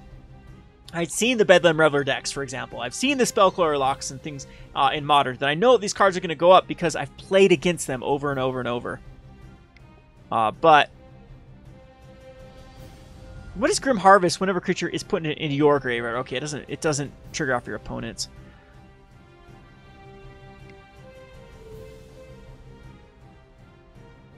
Yeah, so anyway, what I was saying with this is that so I decided, okay, I better get into Pauper. For the sake of knowing what to invest in. And you can go back to, I think I played Inside Out, and I hated it. I'm like, this format's dumb. And the last few times I've actually played this format too, I didn't like it. But the more and more I play it, the more I do like. I think when I really did play Pauper that I hated it was when we had the Stormlock Temporal Fissure was still a thing. And then we also had the Cloud of Fairies. It was very oppressive. I guess my opponent doesn't learn from their mistakes. They're just going to feed me Spell Splitter Sprites. Alright. Now there are 4 Spell Splitter Sprites and 2 Fairy Miscreants. So I believe my opponent's deck is now entirely Ponders and Preordains.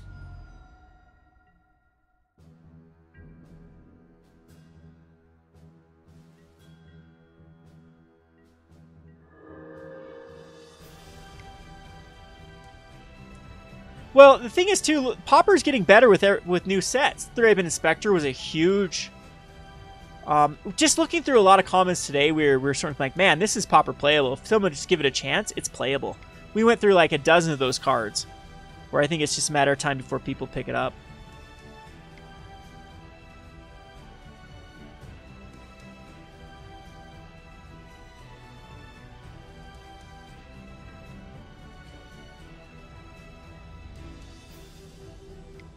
But anyway, I guess to answer your question, long, drawn-out question, I am loving Pauper. Legitimately loving Pauper. Besides the, the potential that it's going to have for really boosting up my store. Like, we needed a good outlet. We've had a lot of misses lately with some products. Iconic Masters was a huge miss.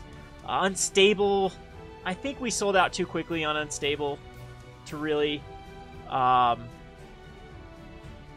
get a good value out of it.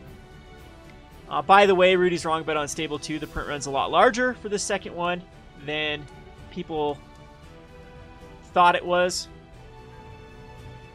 We were able to get 2 cases in a row. I think that Wizards is just being very slow with the supply.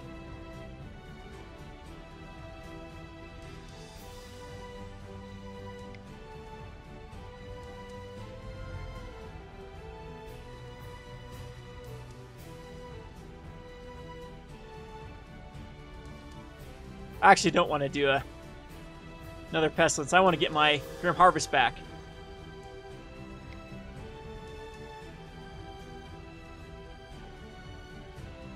There you go. Scoop it up. I don't think you have anything left in your deck. That's the last Ninja. No.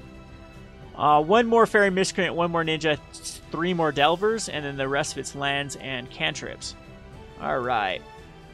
Yes, we are selling. We aren't selling Pauper repacks. I'm just selling complete decks. In fact, anyone at my store can just borrow a Pauper deck.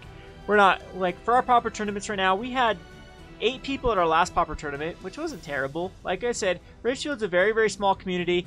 The problem too is that the end of winter, which is what we're starting to get into, tends to be a lot slower. The glory months of Magic are October, November, December, I would say, is where where we're packed. And our playgroup right now is mainly Commander. We have a good showing for Commander, but other formats, we haven't had a Standard Fire in so long. We have like 4 or 5 people show up for Standard. So Zach and I will play to make it 7, type thing. I don't even know if we need Prismatic Strands in this particular match. Or, I don't like Castigates. I do like Duresses and Raven's Crimes. Sometimes if you rely on these cards, you start to get out card advantage. I'm going to run the Okiba. The Guardian's fine. We don't have a lot of people versus this Delver match will try to bring in a way to enchant it. The Purge, I think, is pretty meh. We'll take out the Purge. Black Cats are actually bad. It's never going to trade in this match. So take out 4 cards. Possibly I don't need the Duresses. Or I don't need the Raven's Crime. I don't think I'm going to just bring in 1 Duress. Yeah, there's not a lot of stuff. I think I'd still like the Lone Missionaries. Still like the Night Whispers. Still want the Doom Blades. Chainer's Edicts are fine. Arashin Cleric still gain life. Prismatic Strand, I could bring in another one. We'll see how that works for us. I wonder if Duresses are better, though. So, the story with the VCR Avalanche, I think I've explained it in a video before. I used to be in a StarCraft semi-competitive team. We've actually played Liquid. There was a major team called, I can't remember what DS standed for back in the day. We played them. A lot of their players went on to become pros, though, in StarCraft. It was called Very Crappy Rookies, was the clan. And so our clan tag was VCR. So I was VCR Avalanche. And so at the same time period, I just started MT Joe. That's how old I've had this account for. Well, do we get to play this game at all?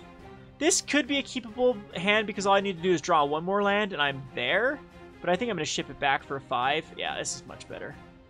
And we'll put that on the bottom. But going to 5 is never a good feeling. And there is the Delver draw. And I don't even get to go a Thraben Inspector draw. How rude.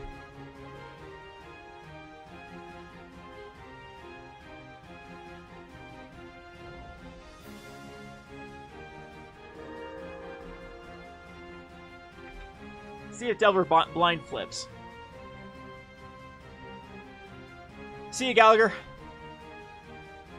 So anyway, Evan, I hope I explained where the origin of VCR Avalanche is at. It's VCR-Avalanche was the very crappy rookies Avalanche. And it did blind flip, because all Delvers blind flip. That is a rule.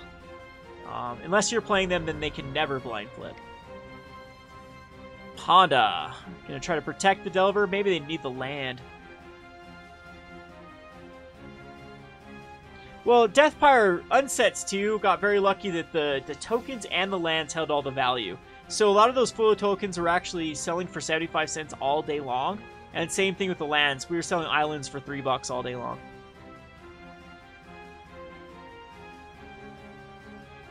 Yeah, this deck does just not match up very well against Delver.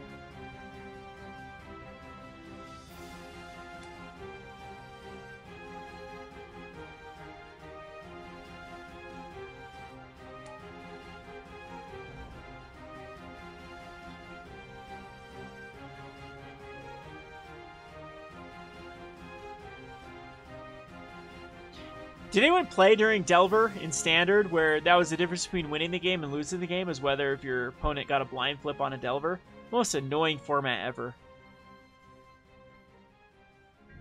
A deck that I played was Green-White Heroic. Or not Green-White Heroic, sorry. Green-White Ramp is what I played in Standard at the time. And it was actually really good against Delver because I had like Thalias in the deck. But the difference between me a lot of time winning and losing that matchup was if the Delver blind flipped. Because usually I could get ahead of the Delver. A 3-2 flyer wasn't going to be much of a threat to if it flipped turn 2, turn 3, turn 4. It's just if it flipped turn 1, it just put a lot of pressure. And I couldn't come back from it. So I think my opponent's just going to try to go we're going to counter everything you do now. So I don't know if the better play is to put out the Kami or just to sacrifice. I'm pretty sure there's a Spellstutter Strike in my opponent's hand.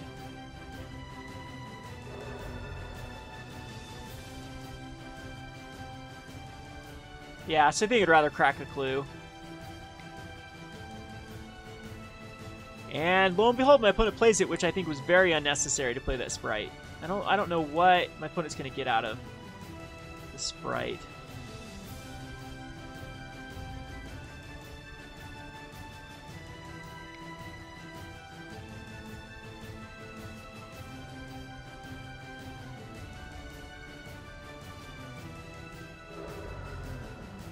Rolling to 5 was definitely too rough to come back from this. We'll crack the clue. Hey, that's a good one. So I'm going to try to bait out a card. Ooh, we got that beautiful Pestilence too.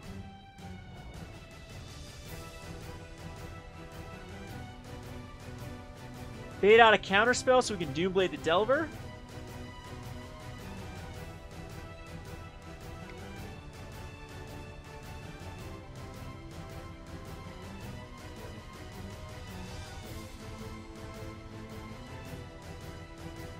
Echoing Decay actually could go in this list instead of one of the... I was looking for one more card. We were debating on what the removal spell should be. Oh god. Please, please, please, if you're going to play counter spells, people, if you're going to play a deck like Delver, please learn how to properly use them. I win so many games because of people just... That is a card that you should just ignore. Who cares about a Kami? Because, uh-oh, Spaghetti-O. Womp.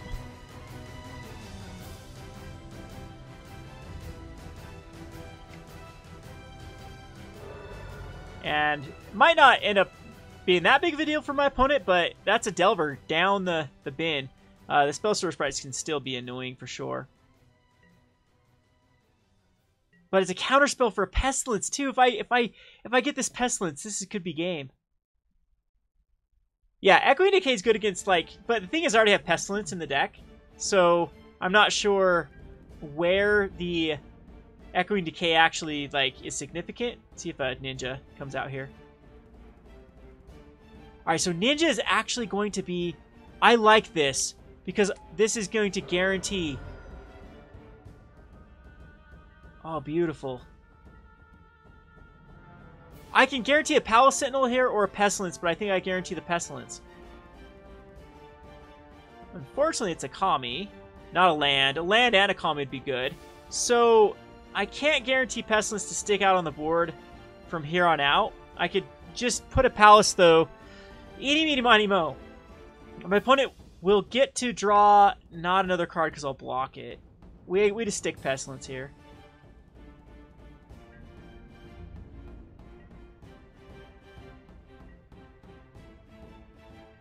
Well, counter spells you want to counter things that actually are pertinent to you losing the game. A Kami stuck out is just going to work against one attack. All right, so the Stormbound Geist definitely is annoying because it flies. We'll definitely block here as well.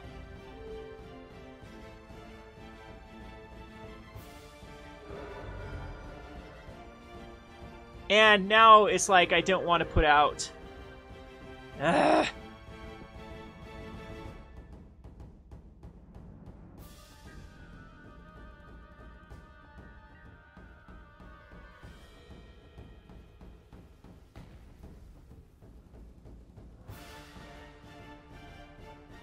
Wamposaurus Rex.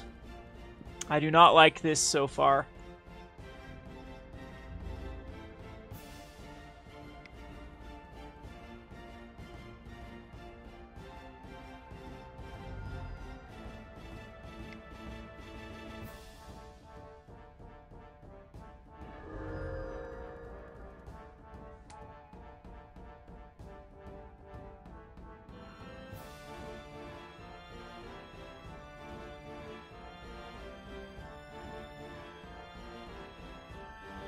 The way you play Delver, though, you need to be patient with Delver. You need to just establish that threat and protect it at all costs. Anything else that comes out on the field that is not going to challenge your board state, leave it until you get the mana to both. Oh, these Stormbound Geists are annoying.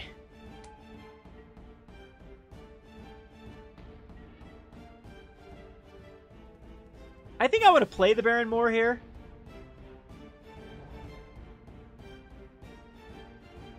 I can play the Kami and Fog for a turn, but that's not significant.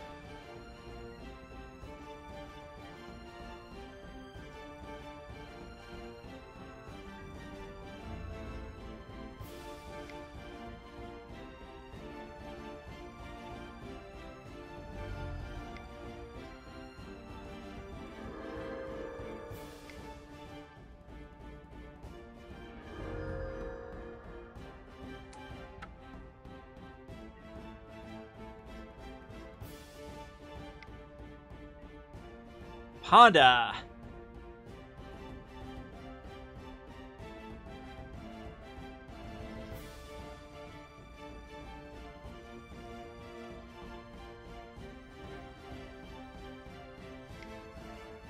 Preordain. Leaving open to a Chainer's Edict here. That would be the best. The best card I can draw into is definitely like a... I might just go Pestilence, kill the Stormbound Geist, and then establish a Kami. That was it. Oh, wow. This Delver player is just making me shake my head. You want to wait. You know that I'm going to do the Pestilence. Why? Why play the Delver?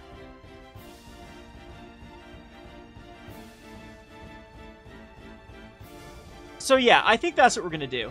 Alright, so we're going to Pestilence right now. Because then I can establish the Kami and then go from there. Then have a blocker, a Fogger at that point. So we're gonna go Pestilence. Pestilence. Pestilence. And Grim Harvest and Thraben Inspector is probably actually better. Yeah, that's better.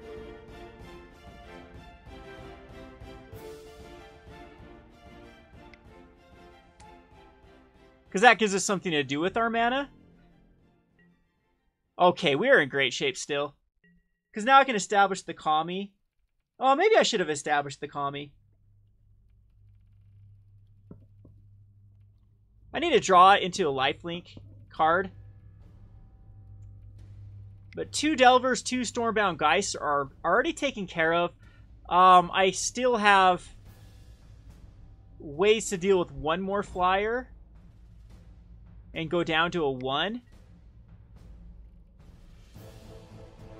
But I don't think there's a way we win this if my opponent would have played a lot more conservative. Keeping up a Spell Stutter Sprite too, for possibly a Kami, which is annoying. No, that doesn't actually even work. Ash Barrens is like very tempting just to play. So we'll just establish the Kami. Counter. Again, kind of an awkward card to be playing. Wait, well, I can just cycle this and play a land rather than just... Yeah, so Palace Sentinels fine here. That'll give us the card draw. I am now the Monarch, my friends. And then we'll cycle this away. So we can actually establish another white, black, black. Yeah, black is fine.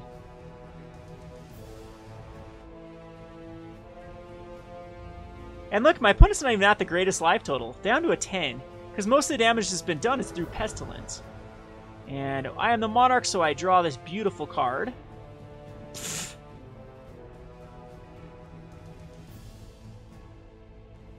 That we will gladly cycle away. What's the worst card? Another Stormbound Geist would be the worst case scenario. We can still draw out of it, though, by just gaining some life.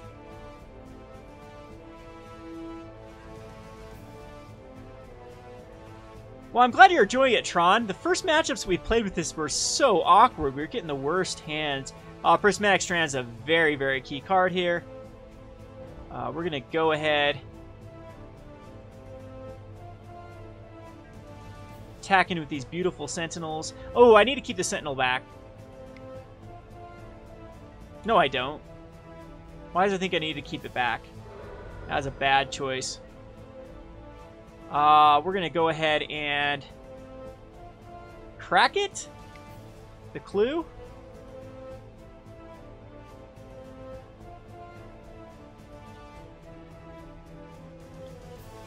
Don't want it. Keep the mana open. Another fog effect. And I believe 2 counterspells are down the drain. Yep, Spell Spreader Sprite. That one I don't really care about because we can just play it in my opponent's turn. Rainstorm.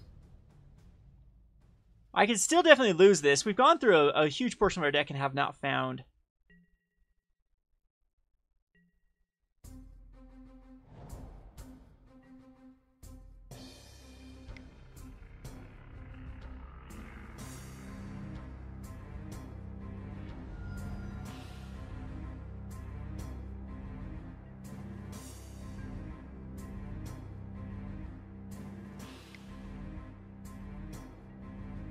Ninja.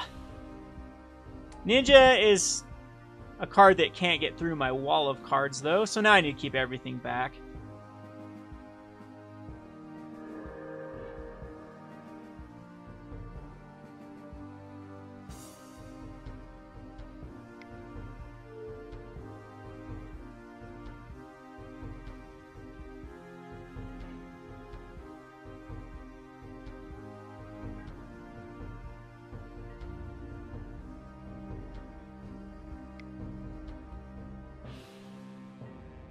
Oh, I should have kept a card back. I'm the worst player. If I die to this, I deserve this death. Because I could cast Prismatic Strands and recast it if my opponent has a counterspell. Yeah, that was bad. That's why I kept it back. Oh, well.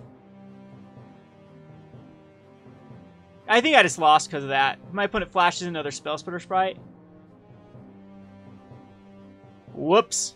I was thinking, why am I keeping a card back? Why am I keeping a card back? Oh, yeah, that's why. But we're okay now.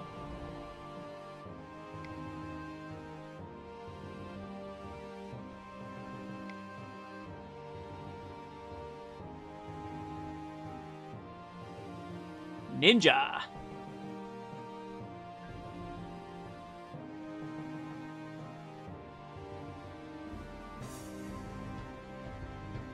Another Ash Barrens. Jeez. This one I think I'll just play. Or do we want to cycle it away? We're going to Kor Skyfisher here. Tap the right mana.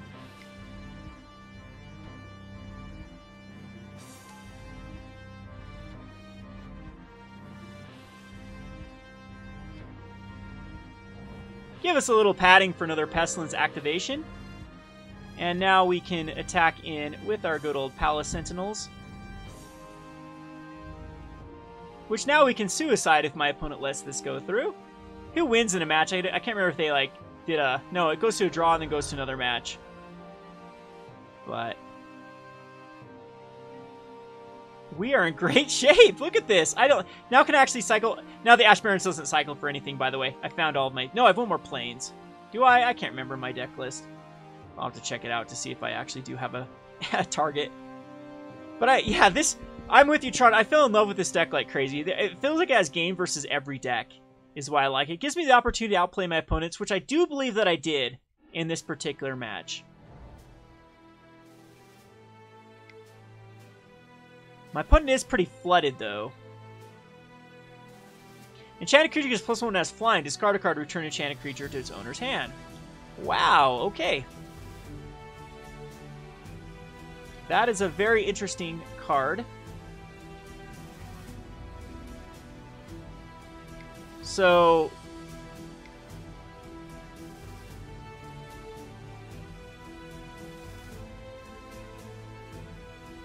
we'll show the Prismatic Strands.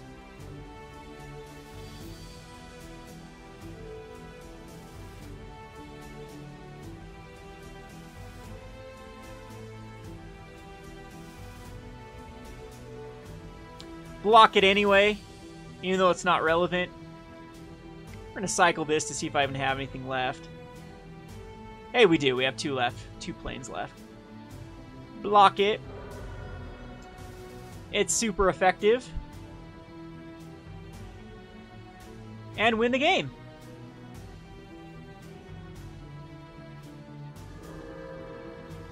Another Pestilence. That's pointless.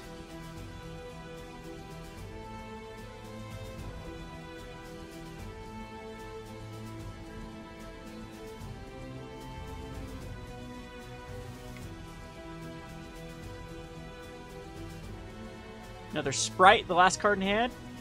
It is not.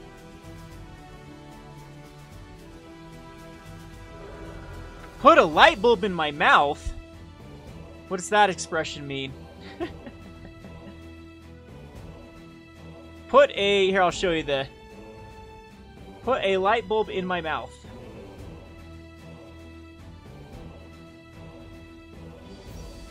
Zach? What does that mean? Maybe Delvault was listening to me. Put a light bulb in my mouth. Someone want to explain to me what that expression is? Alrighty. So, anywho, I think that's the last game. That one went on forever. But this, we'll try to be playing more of this deck as my goal to eventually tune this deck to the point where it is a lot more... is robust the right word I can say against the field at the moment. Has a lot more game, and I'm going to figure out what's making us lose and fix up those kind of chinks in the armor and try to perfect this deck. There's more. I know this Grim Harvest has a lot more going for it than what we've actually identified. So you need to report a hunter needs to report a bug. What if you can help me? The Thornbow Archer is gaining my opponent's life instead of damaging them. Hunter, the best way to do that is tweet Okay, so tweet at... This happened to me too because I can't do it either. I try to do bug reports and it doesn't let me log in. Tweet at MTG_Lee and yell at him. So just go like, at MTG Lee, fix your stupid software. No, be nice to the... What I did for him is I just tweet at him and it said, hey, I can't log in. Thornbow Archer is doing this, and then they'll get it fixed. So, yep, that's the best way to do it. Anyway, any final remarks before we take off? I appreciate everyone for showing up for stream. Kind of a small stream this time. I think if I schedule it, more people show up. But I had fun. I had fun playing Pauper. Fun ranting about Rudy. Again, don't get the wrong idea. I like Rudy a lot. In fact, that should be the more reason to call people out that I think are spreading kind of misinformation. If I'm spreading misinformation, call me out. Absolutely do it. That's the way that I grow. I learn as a person. And you should not be afraid of conflict. You should not be afraid of you shouldn't agree with someone just because, or vice versa. You shouldn't disagree with someone, Jeremy, just because you don't like them. I think that's his entire, Unsleep Media's entire ranting at Pauper is just because of the messenger. Clarion Community College is the person that's pushing it, so of course he naturally has to hate it because they don't like each other. But, you know, people are right when they're right, they're wrong when they're wrong. Shouldn't determine, the relationship shouldn't determine that, the outcome. Anyway, I'm getting tired. I'm going to call this stream a day. And we will try to be looking forward to a full deck tech for this one and Mono White Heroic. I'll do Market Monday tomorrow, and then we'll be back on the normal schedule of things. Go check out roguedeckbuilder.com in the next few days. We're trying to update the site. Having articles there. I'll start posting all of my videos in article form as well with deck lists. So everyone complaining that I never put deck lists out, or they'll be in the text box of YouTube. This will be a more permanent way to do that in the future. Thanks a lot for joining. And we'll see you next time.